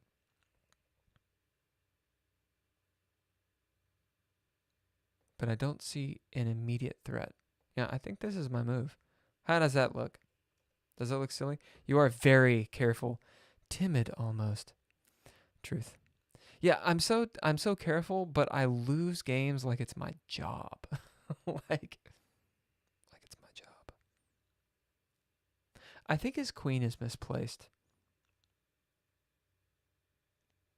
I think she could move like there and just be in a lot better position because now there's like a battery going on. And then he's got the C file rocking and rolling eventually. I think that's, maybe I'm completely wrong, but I think that's his move. Anyway, we're going there. I'm not blundering the queen, right? This can't happen. He could just take. Let me think about that. If I move here, he could just fucking take. If he does, I take here, and then I'm lasering this guy, which is annoying for him. He could just move it.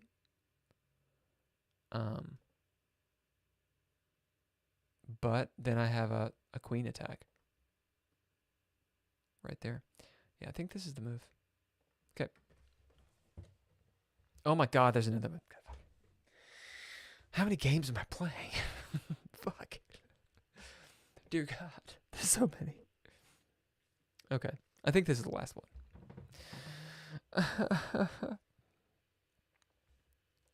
Where did Keith go?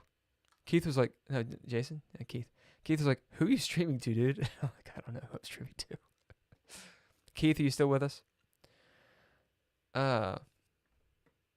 He's like, bro, what are you talking about?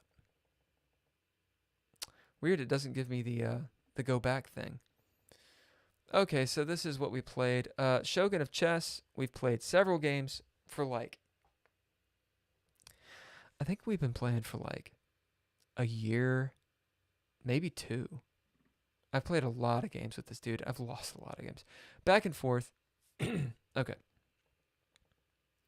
So he plays e4. I, of course, am a fuckface, so I play c5. This is the Smith-Morra Gambit. Oh, it's the Alapin. Smith-Morra, I think, is that maybe in addition. Anyway, the Alapin and the Smith-Morra kind of go hand in hand. Okay, now I don't think he's playing it. Maybe he is. It's a nice pawn chain. Probably should have taken.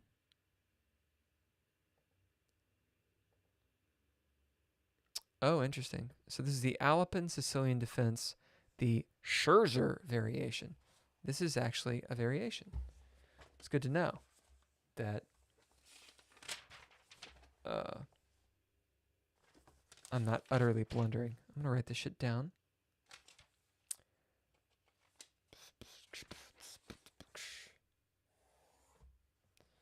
Let me see. Siciliano. Sicilian. I always want to spell Sicilian with 2 L's. What the fuck? And this is the Alapin and the Scherzer variation.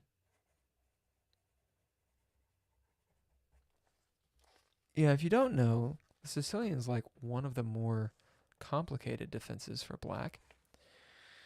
So you might ask, why the fuck am I using it?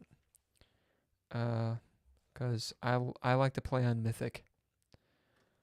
That's why. Let's see. So I do knight f6 instead of knight c6. I don't know why I played that. I think this game started a while ago. Okay, so he pushes. I would say I don't think that's a good move, but this is a variation, so what the hell do I know? Because I'm just going to move the knight, right? Knight d5. Yeah. Hey. It's kind of a sexy pawn chain. You know what I'm saying? Yeah? Check out that pawn chain. Sexy. e6. Like your mama.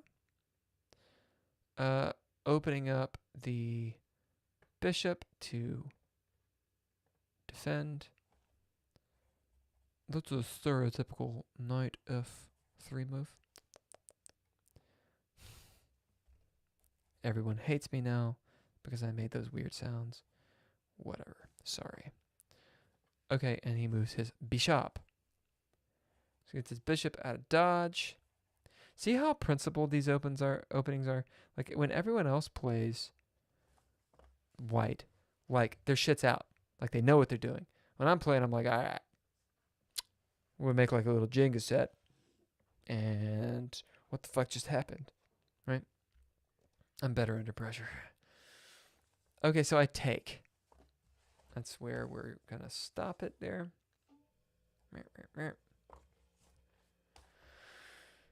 So I take. I'm trying to disrupt his pawn chain. Pawn chain. He's got a pretty... We both have central pawns and the C file is open. So that seems to work. I'm doing, I believe, a pretty stereotypical idea here. What does this mean over here? These bars. Does that mean, is that referencing time or is that ELO stuff? Not ELO, what the fuck am I saying? Not ELO, engine stuff. Is it saying, hey, white is better, black is better? No, I think that's time. Okay, it's saying time. White took 6 days, I took 14 hours. Okay. Okay, so that would be distracting. So the bishop is blocked from coming in. He castles, great. I'm prepping to castle as I do. And in stereotypical Bill fashion, I move my goddamn queen. Why? Well, I'm going after this pawn, right?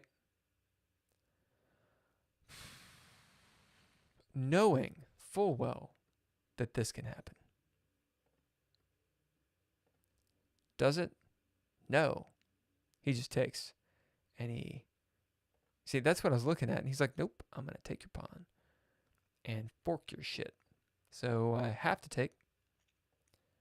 And now he comes here. I did not understand that move very much. So I was like, okay.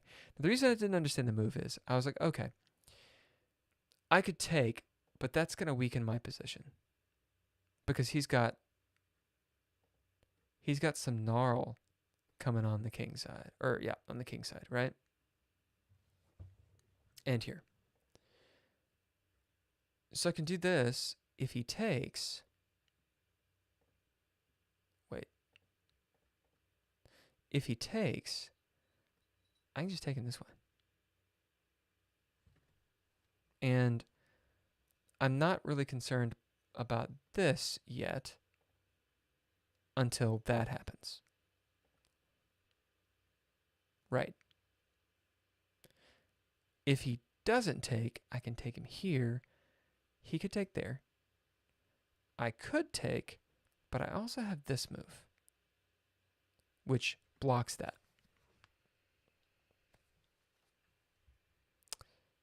I don't know. What did I do? Okay, he took, so I took. and then he moves his pawn out.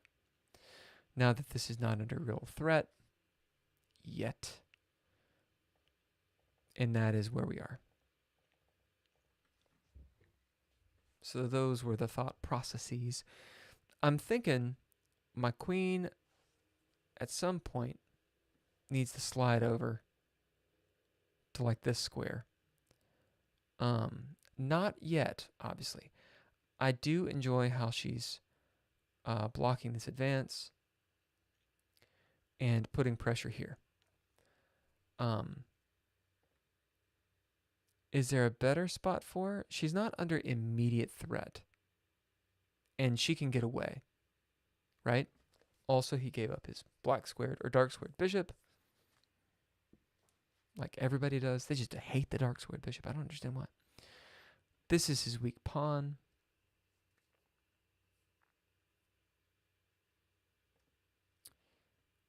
That doesn't work. This is possible, just moving back. And I think that was my idea, actually, was to just move back. Because defending that pawn is hard for him. In fact, I don't think he can.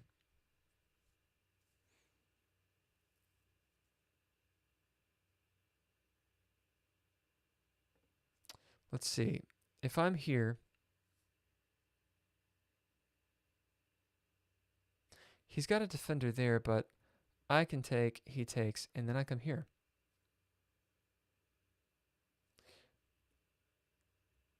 It's not as gnarly as it seems, because he can just, like once he, like I'm not really pinning the bishop, because he can do the bishop. I'll take his queen.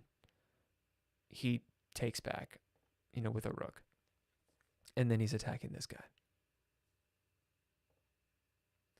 And we have light squared bishops and rooks. And I am up a pawn at that point. So the end game is I'm up a pawn and we have bishops, which is annoying. I think this guy's actually better than me at bishops. I like how all of his pawns, I don't like it. I think it's good for him that all of his pawns are on dark squares, so his light squared bishop is nice and sexy.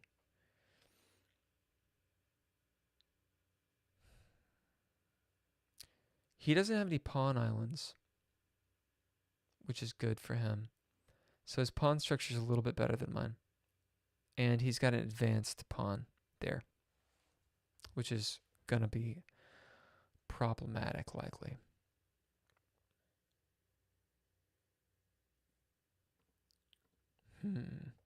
This is going to be a problem after we maybe queen trade eventually, because his rook is going to slide over and probably pick that up. I'm not going to have a bishop. No, I'll have a bishop. I won't have a knight to protect it. Although that and that is a pretty good defense eventually. Okay, I'm like way out ahead of myself. Why sacrifice the queen to that bishop? Well, so I wouldn't. What I'm trying to say is, I need to move away from the resign thing. What I'm trying to say is, after the exchange here, assuming that happens, whenever he moves his bishop, if his queen is eyeballing, so let's say I move here, he does something, and then I take, and he takes, and then I take back, right? So then he'll, okay, let me actually move moves. Let's say I go here, he does something like that. I take, he takes, I take, right? So I'm not really threatening anything with my queen. My queen's here, right? And so I'm pinning his bishop, but I'm really not pinning his bishop because he can kind of just move the bishop somewhere else. And so my queen is looking at his queen. If I take his queen, then he just slides over and takes it back. So in the end, I'm up a pawn we both have light squared bishops and 2 rooks. But he's in a more active position because he's got a knight, or I'm sorry, a rook there, and a pretty progressed pawn. I said he didn't have any pawn islands. I was forgetting that, in fact, that is a pawn island, and that is actually difficult for him to guard. So we have these guys going. But this bishop is pretty weak. It's not doing anything except protecting that. And he's going to have a more active, just more active pieces.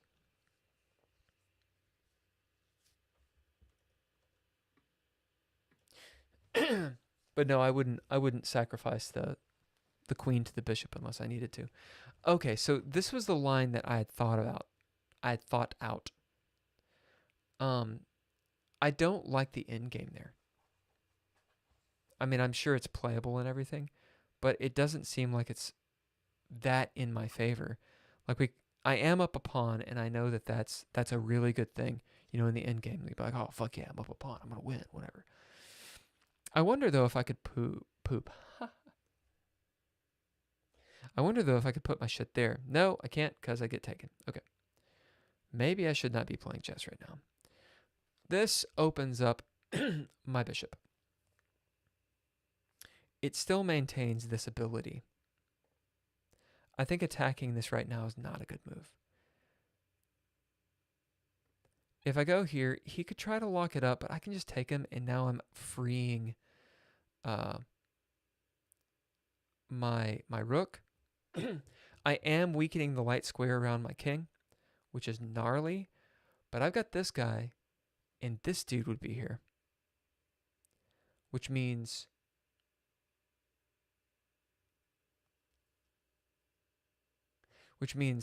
suddenly my pawns in the center are a lot better off.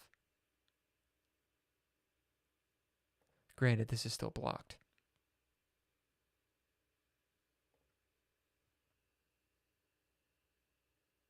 But then, you know, doing something along these lines is like I have a more active position, I think. Unless I'm just not seeing something, which it's likely. This is likely. So that's assuming if I push here and he pushes, right, to just kind of lock it up. I don't think he would though. I think if I push, I think he wants to have something like that, or the queen here on this knight, because the knight isn't defended. The knight's hanging there, then there. He could take, okay. Queen could come here, and I'm just taking the pressure off of that. There's kind of no reason for him not to come down this way.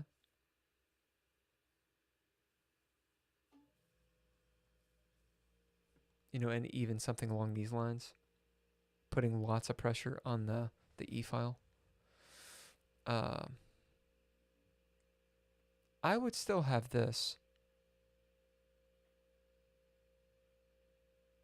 You know, looking for a trade, and then doing something with my my knight. He could do a queen trade, then his rook's there. Well, no, the knight's there, so it's protecting this spot.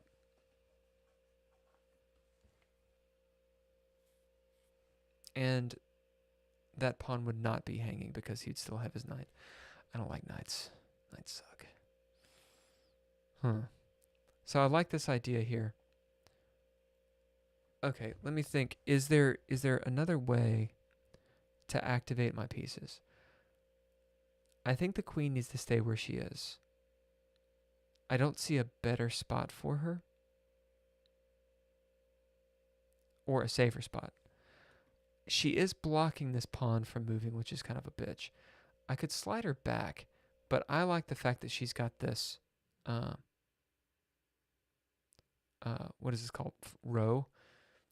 And she can't really attack that easily.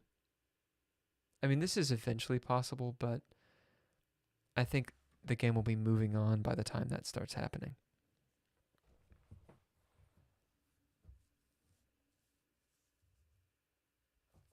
I do like the fact that this is so weak.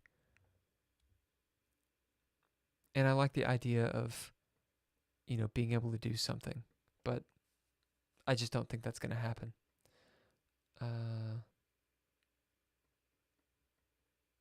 Yeah, it's just not going to happen. Unless I can cajole this knight to move. I could pop up here and encourage an en passant and do a rook lift just to fucking do it. But then this becomes possible, and I don't want his knight to be able to go there. So that is a consideration. If I push, and let's say he takes, and I take, his knight can go there, and that's frustrating. Because if his knight is there, this square in particular, like, it's pretty guarded, and he's got this battery going on. I mean, pretty simple. Like, so I'm starting to be like, oh no, I don't have any squares to move, and, you get checkmated. So maybe that is not the right move. Because there, take, queen comes over, his knight can come there. I can't take it because it's guarded. And I kind of don't have a follow-up move.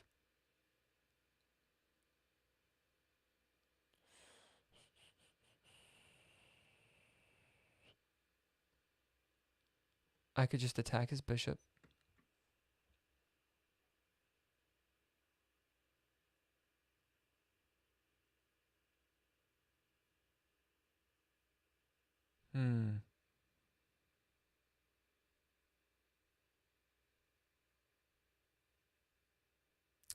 I don't know.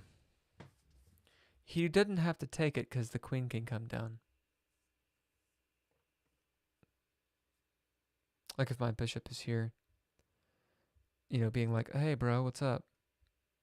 Like, this is very exchangey. It's like, oh, we're exchanged down, and then we're just in the end game. I don't know if I can improve my position to a point where in the end game it's going to be, like, sexy. And in typical Sicilian fashion, getting the light squared bishop out from being trapped is like a thing. Like, white's kind of like trying to just be like, no, you're not going to use that bishop. Fuck you.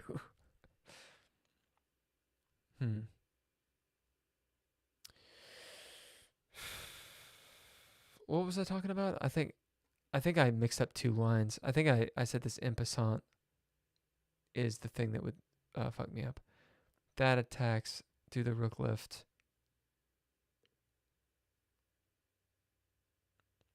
I don't know. Destroying my king side seems like a bad idea right now.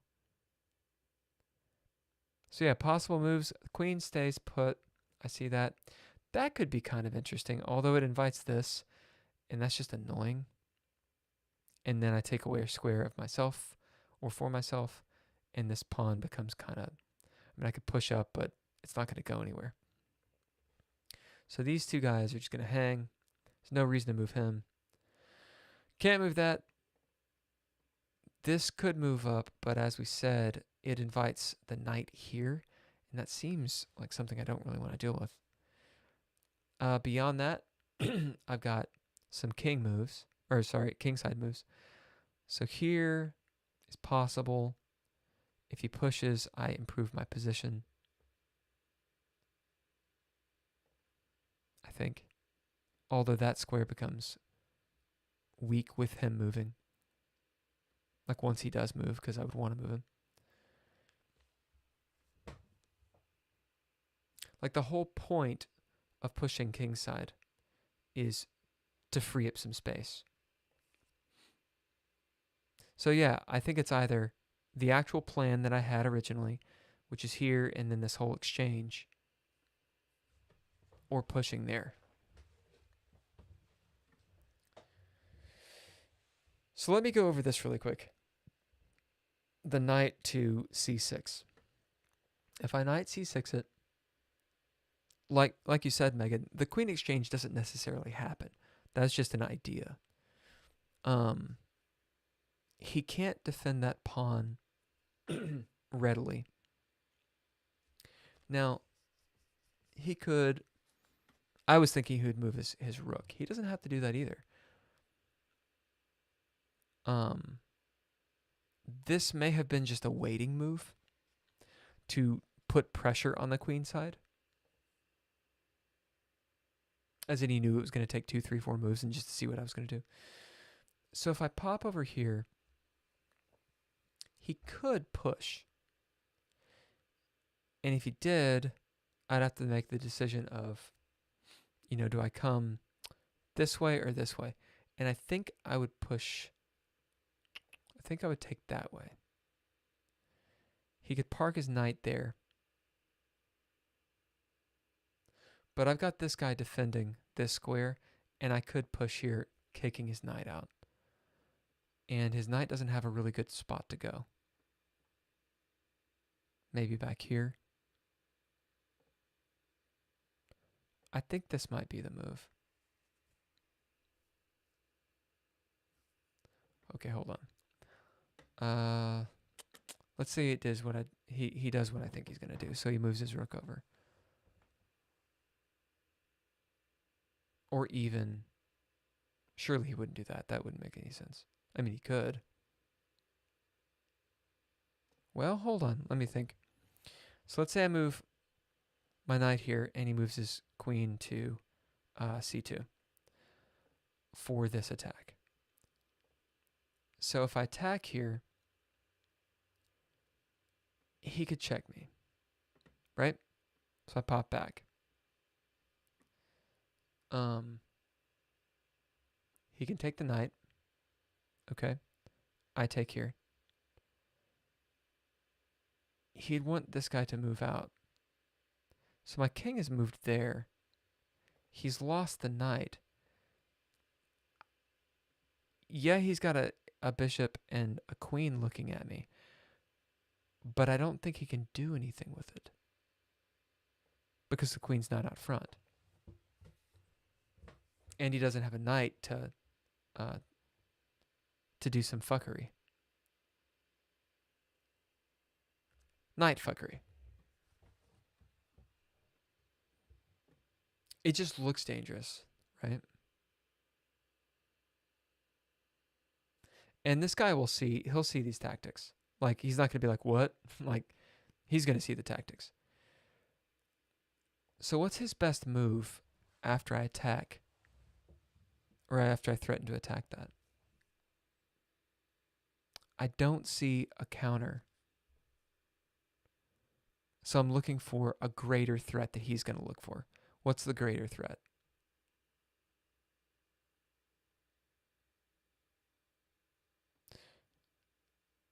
Surely he wouldn't do this. That wouldn't make any sense. He'll be mildly concerned about that piece. It's guarded. I'm thinking maybe that. This, he could push here. Take. That doesn't really work. Maybe there. No, I don't think so. Well, it could be. If I'm there and then he pushes to attack that, I mean, I just move out. This happens, right? And then he takes there. Do I lose this exchange if he pushes?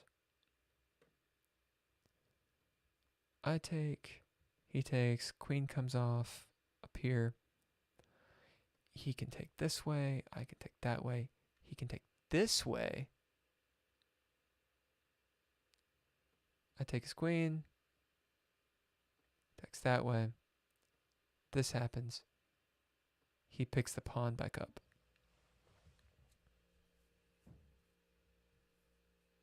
Oh no, never mind.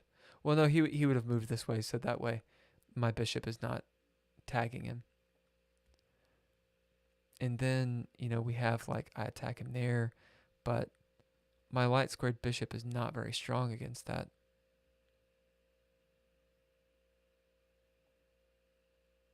And he's got, well, am I just not thinking this through? I think he loses a piece on that. Ugh. I think this is the move. That's what we're doing. We're doing that move. Boom. Thank God.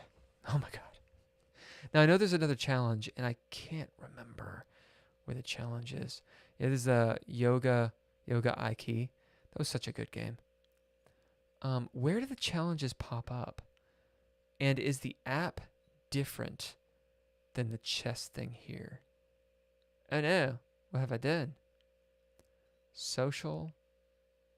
No. These are people I'm apparently watching that I didn't know. I could have sworn someone had challenged me and I just didn't see it. All right. So we'll do a really quick game. I'm going to grab some water really quick, and then we're going to play this game. So I'll be right back. I'm going to play some music.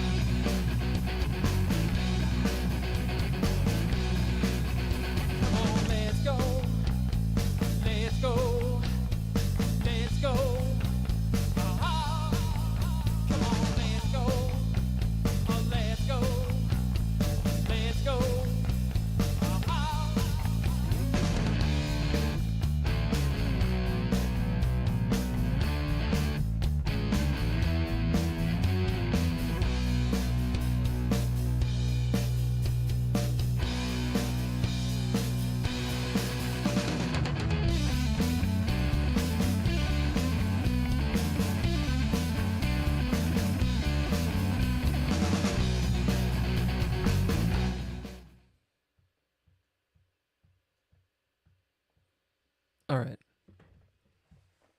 So, goddammit, we're going to play a game. But first, I'm going to see if I can make it have an increment. Increment is the word. How do you do it? Standard. 10 minute. So it is called rapid. 15, 10, 30 minute. Rating range. More time controls. Yeah, bullet my ass. Custom. What? Surely you can do it. Maybe I just don't understand. 15 and 10. What does that mean? Does it mean someone gets 15 and someone gets 10? I don't fucking know.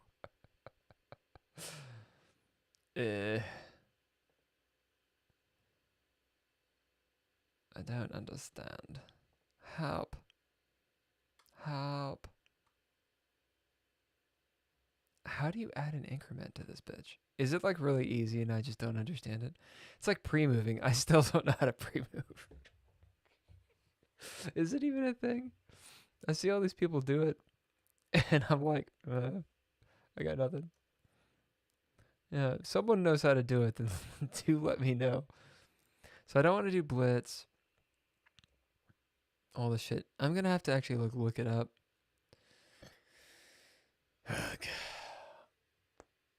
I want a 10-minute game with an increment, goddammit. Alright, let me try to find it. I'm going to search online. Chess.com, how to increment. Time increment.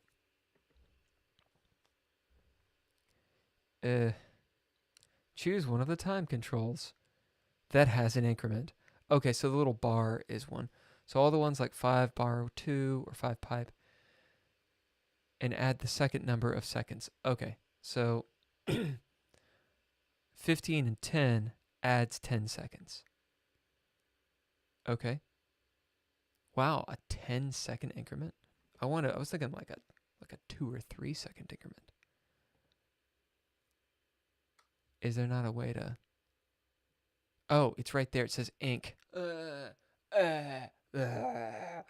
Why? Oh my god. So 10 minutes, no seconds. We'll say like a 2-second increment. Maybe I'm being too bold here. Maybe I should do a 5. Thoughts? Anyone? Anyone? No? Good. I don't know. I don't want those thoughts. If you're on the chat, I do try to look at it here and there. Please say something, that way I know you're there.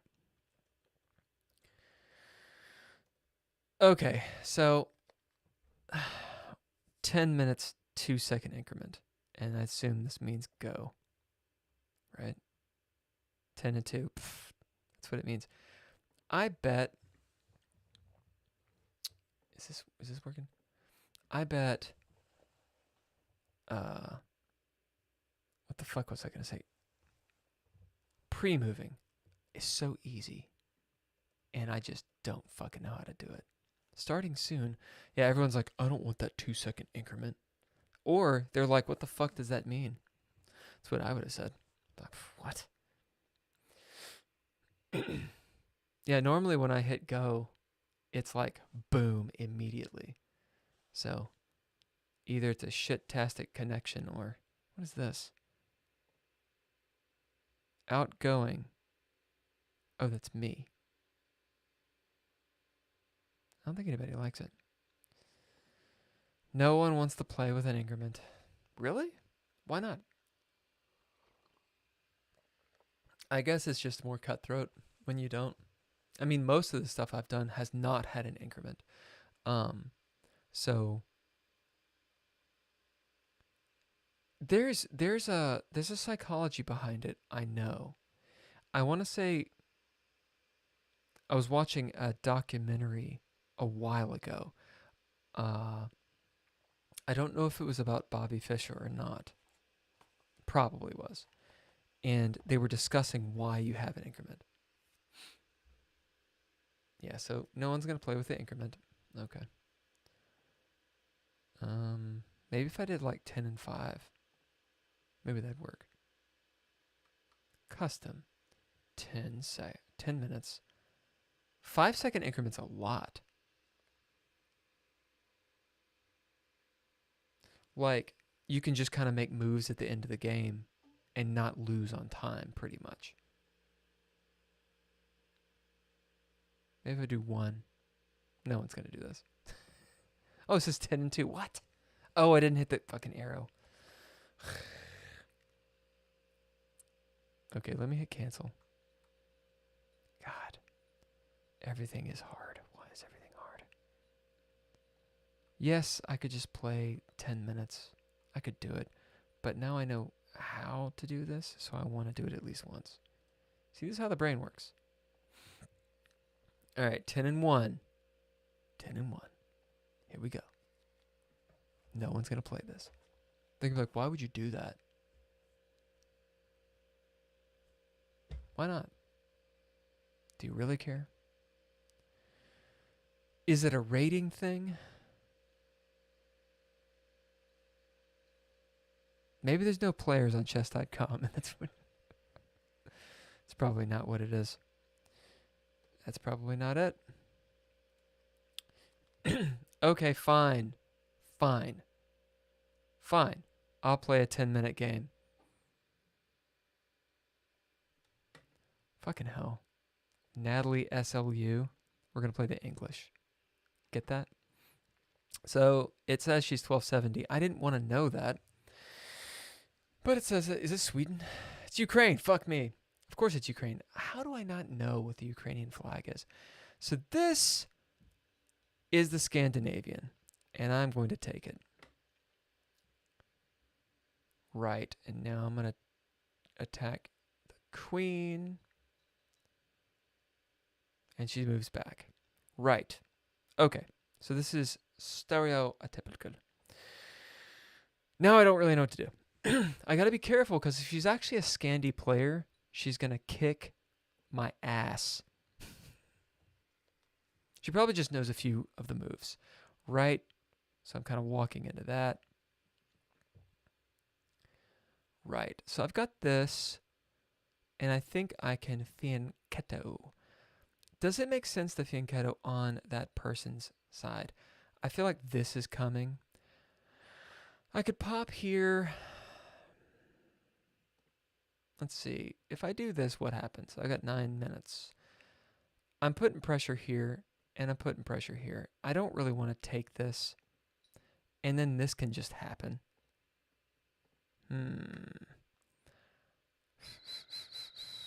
I want to do something like that, but I think instead I'm going to push forward. I think I'm going to get tagged here with the bishop.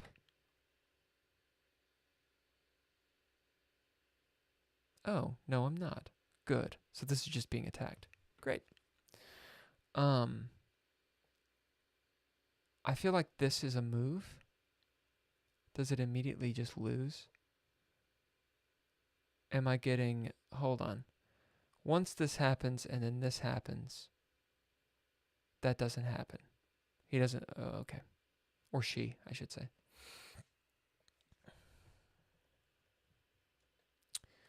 Castle. So I can definitely castle. I can also put pressure here. But I don't think that's necessarily good. It does block their fianchetto quite well. This can happen, that, and then that can happen. And I don't like that at all. So I think this needs to go down first. Right. So there's that. This can happen. And I lose this pawn. So if I push here, takes, takes,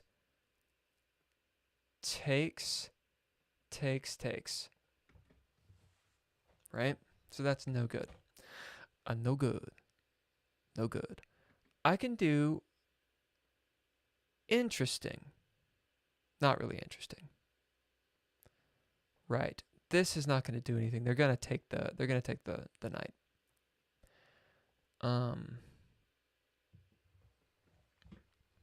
So what to do here?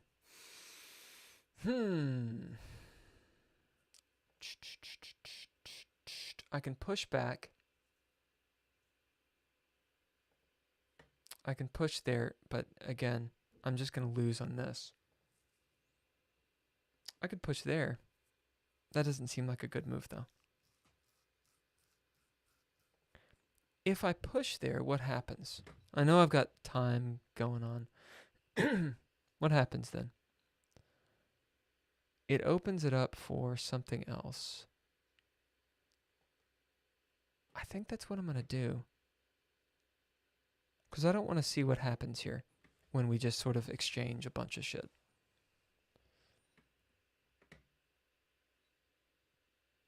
And I don't think the person's expecting it either. Right. Okay. So they're connecting stuff. So I'm going to threaten this. Yep. So it kind of takes the sting out of this move. Or not. Maybe they're just going to do that and fucking wreck my shit. It does not take the sting out of it. It fucks me up. Not necessarily losing, though. There's a fork on the queen. Okay. Can the queen be placed somewhere much better? I think she needs to come back here. Yeah.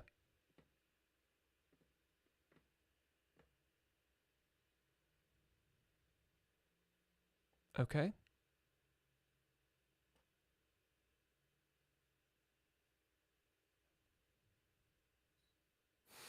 Okay, so she's just attacking. Good. I'm interested in just attacking. I need to be careful with my time here. I feel like this is something that can happen. But I want to head here. So we're going to go this way.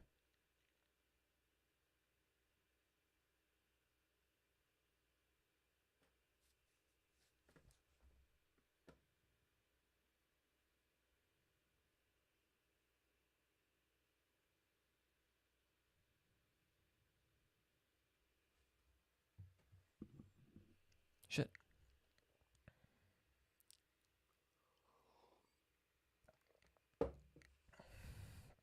Right, my entire idea is to push on that shit. Right, so I think this is just getting space. I need to be careful not to just lose everything. If I push here, there's a take, and then there's a take here, and I don't like that.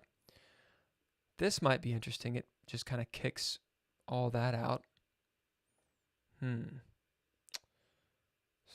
I can get my knight back around. What can the knight do? 4 minutes. Boom, boom. Nope, boom, boom. Where to put this bishop? My brain doesn't work fast enough. This is not the move. That could be it. There could be a take and then a take, and I'm just sort of destroying their shit over here. I think that's what I'm going to do because I'm running out of time and I'm too used to taking way too much time. It does open that up. Okay, attacking the knight. And then my whole idea is I want to move her here, but that's maybe not the best move. I'm going to do that, though. Oh, I should have probably put her down here, maybe. And what am I losing here? Okay, so there's that.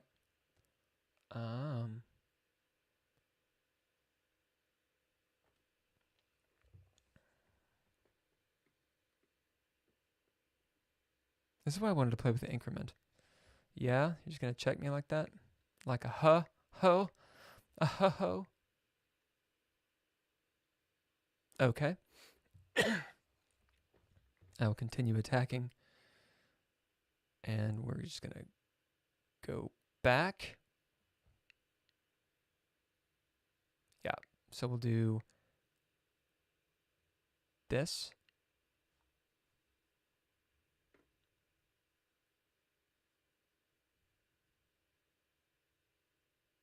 I could have just moved my king over. That would have been a better move, maybe.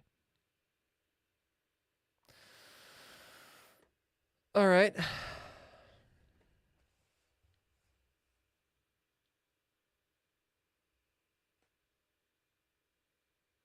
Right, so she's just going to keep on moving back and forth. So if I move there, this, then that doesn't work. There's this.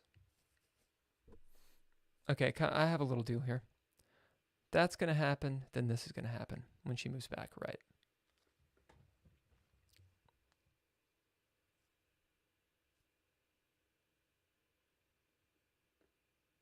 That's a frustrating little exchange she's got going on there. So her queen is kind of in a position. So she takes, okay, right.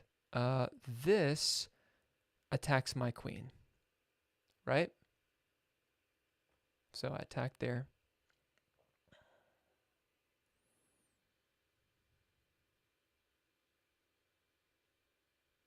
Oh, she takes that way. Interesting. Okay, I'll take that way. Right. This exchange. Bop, bop, bop. That might be interesting. I'm kind of thinking a little too fast here. Or thinking too slowly. Maybe is a better way of thinking about it. Right. Oops. Yeah, so I wasn't thinking that. Whoops. So I just free her shit up. Oh well, I lost a pawn. My bad. I do have this move over here. Right. So I take there.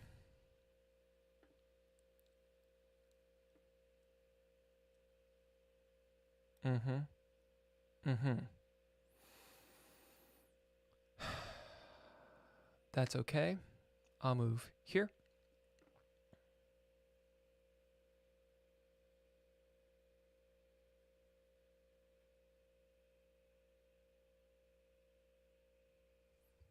I sincerely don't think she will take that move.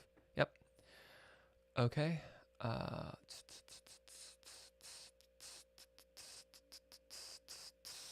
Where can this person go? I'm thinking there's a better move. I need to be really careful on my time because my time control is some shit. Right. So there you go.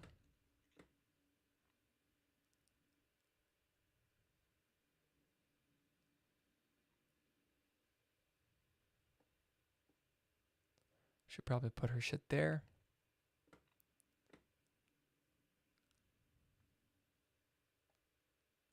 Oh, nice. Okay. I'm gonna go here. No. I'm gonna go here. I'm not just losing a piece. Good on me. It's not checkmate or anything. Assuming she takes. I'm gonna go there. I don't know why I did that. That was a stupid move. Yep. Oops, oops, oops. Shit. Take, no. Yeah, that was dumb. All right. Wow. Now what? This is when I want that time increment.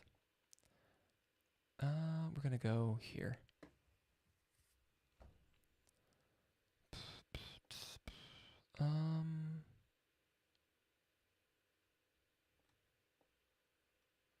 That. Blocking off the king. Right.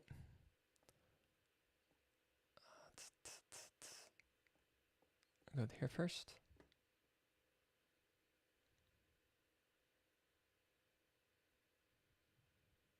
Interesting.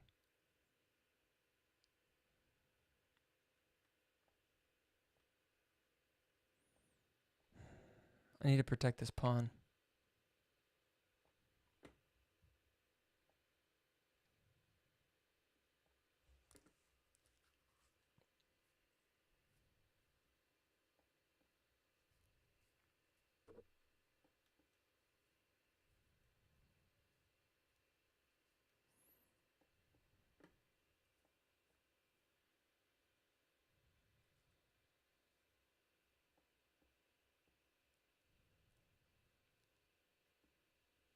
Hmm.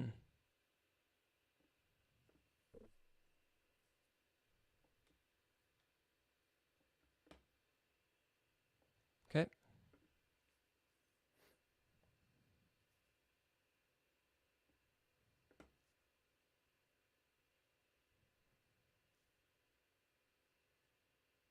think I'm technically losing this. She also has a lot of time.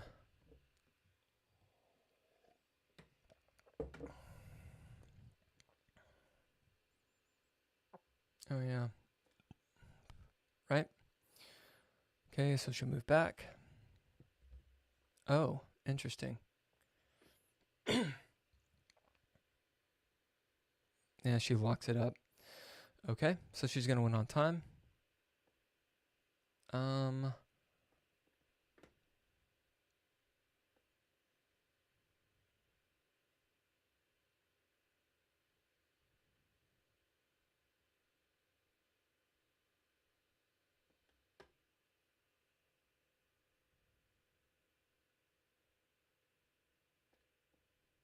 Yep, and she just fucked up.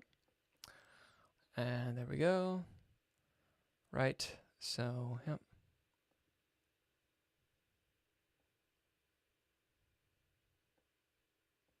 Oh, well, never mind. She didn't fuck up.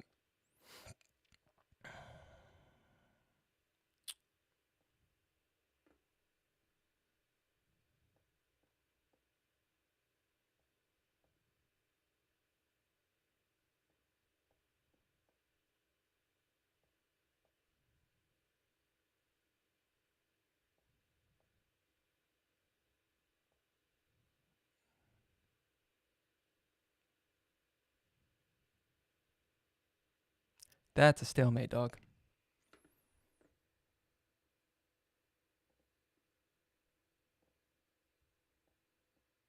She won't accept it.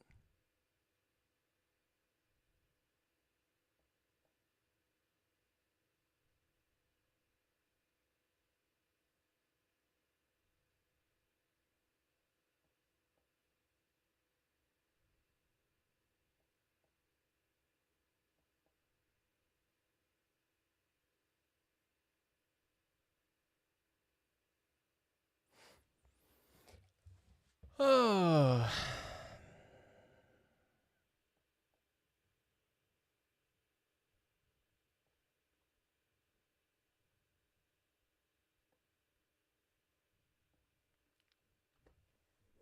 So that is a known stalemate.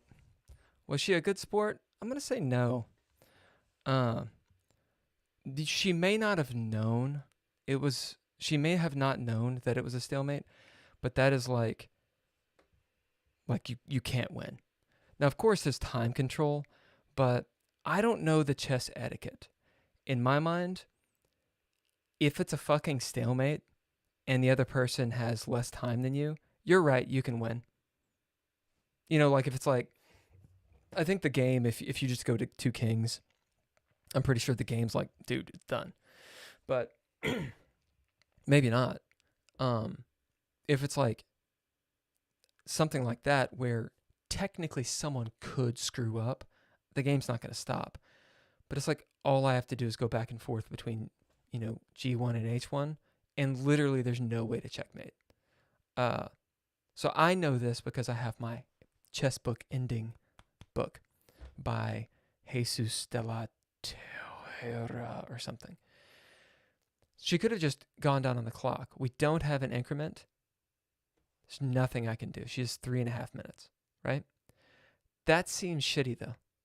I mean, what do you all think? What do you think? Is it completely fair to game the system like that? Or should that be, hey, this is a draw? Because this is a known draw. What do you think?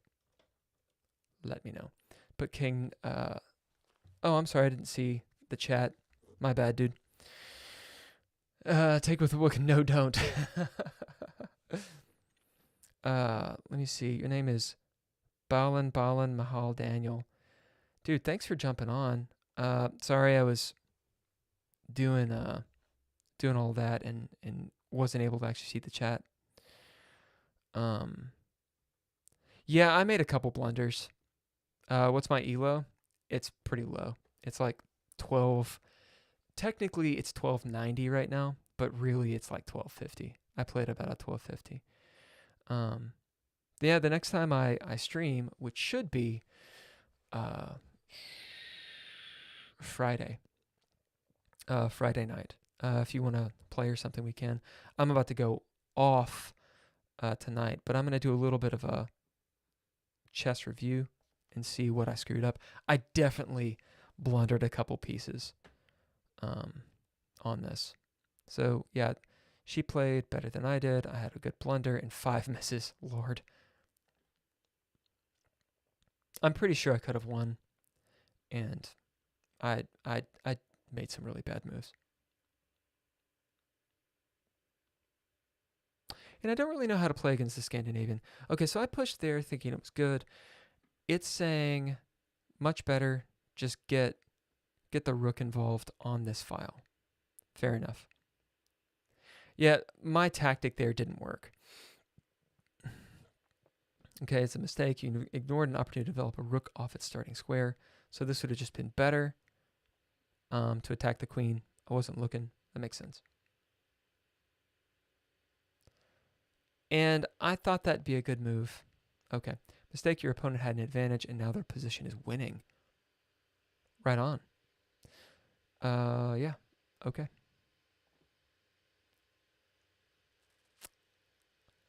You're going to end up losing a pawn. Yeah. Let me... So that was a miss. So this is a better way to move. Instead of taking the pawn, you missed a better way to defend a pawn that was under attack. Interesting. Nice, indeed. So that's just better. It does attack, and it equalizes the position. Yeah. Right. Is that why? Let me see. So really, she should have won when I made those 2 mistakes. Takes back. So this is bad. Yeah, I thought she was going to take it.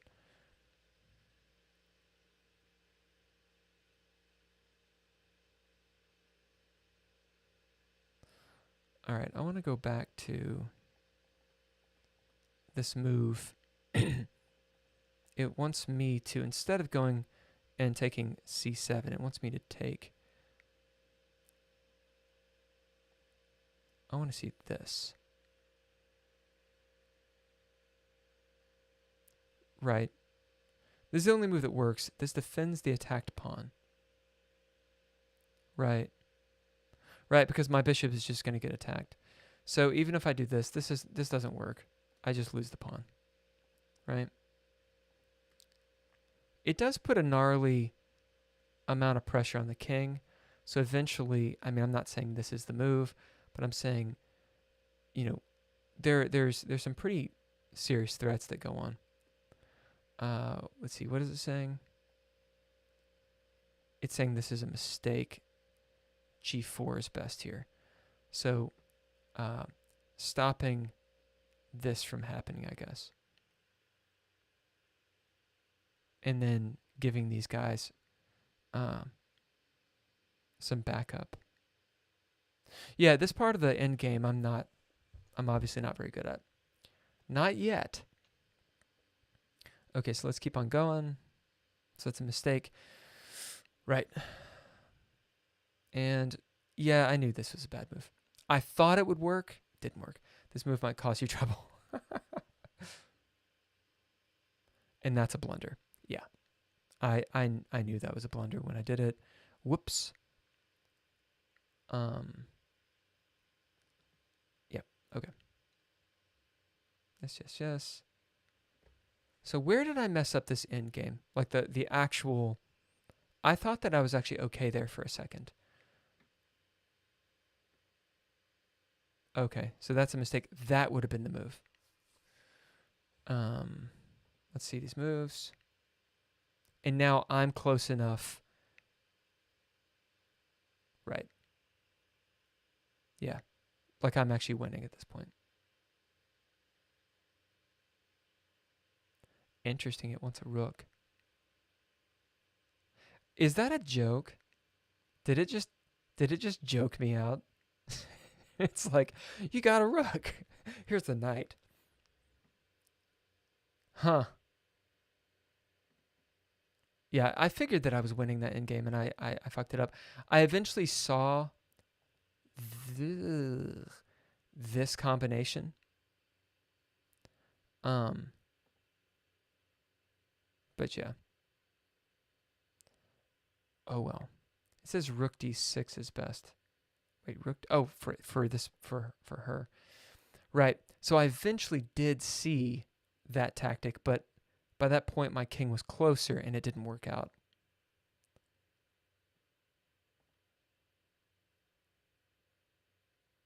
Yep.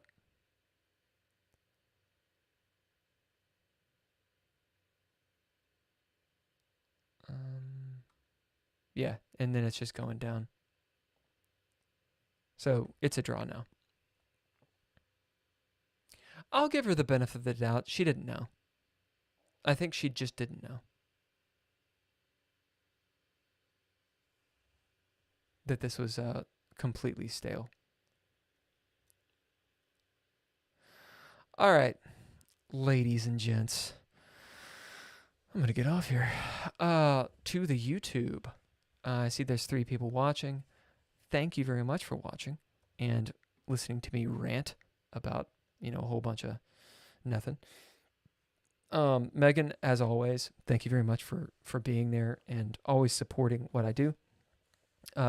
Megan just jumped on the Patreon. If you guys are interested in Patreon, we do a lot of podcasting for like tabletop role-playing games as well as this channel. It would help out. Check it out if you want. Like, subscribe, all that bullshit. And I'm working out a schedule for this. I stream on Twitch and YouTube at the same time. Using restream.io. Thanks, Ukraine. Restream.io is great. Yeah, the music is Intrepid Adventurers and all lowercase letters, which I'm going to play here in a second. I think that's everything. What is my schedule? So I definitely don't stream on Sundays and Mondays. But it's almost always late at night because Megan and I just basically don't sleep. It's been looking like Wednesdays, Thursdays, and Fridays. So I'll post it up. I'll get it sometime, and we'll rock and roll. All right, I wanted to say thanks to Keith, who jumped on, as well as Jason Ligon, or Ligon. And to, I'm butchering your name. I'm just going to call you Daniel. Balin Mahal Daniel. Thank you for jumping on as well. And if I missed you, then I'm sorry. It's because I'm playing chess and or talking. And yeah, I'll get to it. Okay. I'm Audi 5000. Here is some all lowercase letters. You can check them out on everywhere. On your Instagrams and such and such, such and such. So if you dig it, you should definitely do so.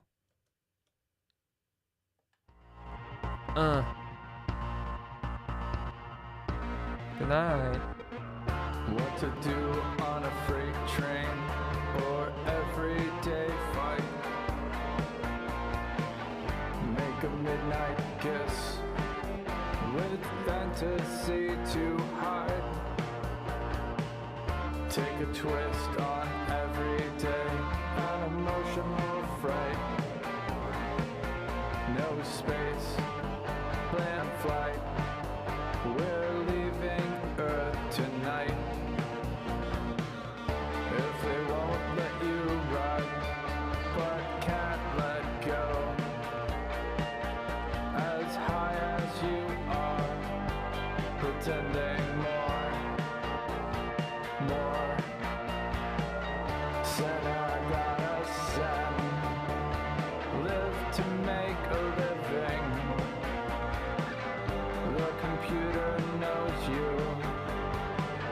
The computer knows you lie.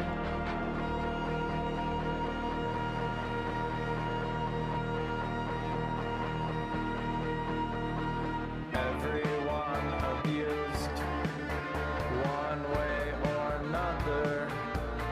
Understanding blind spot, or just because the other. Time to run.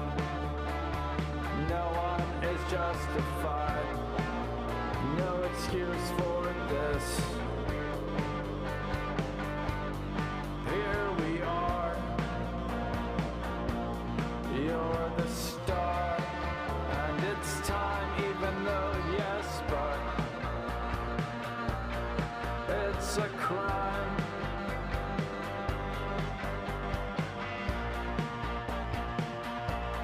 You're the star, and it's time, even though yes, but it's a crime. It's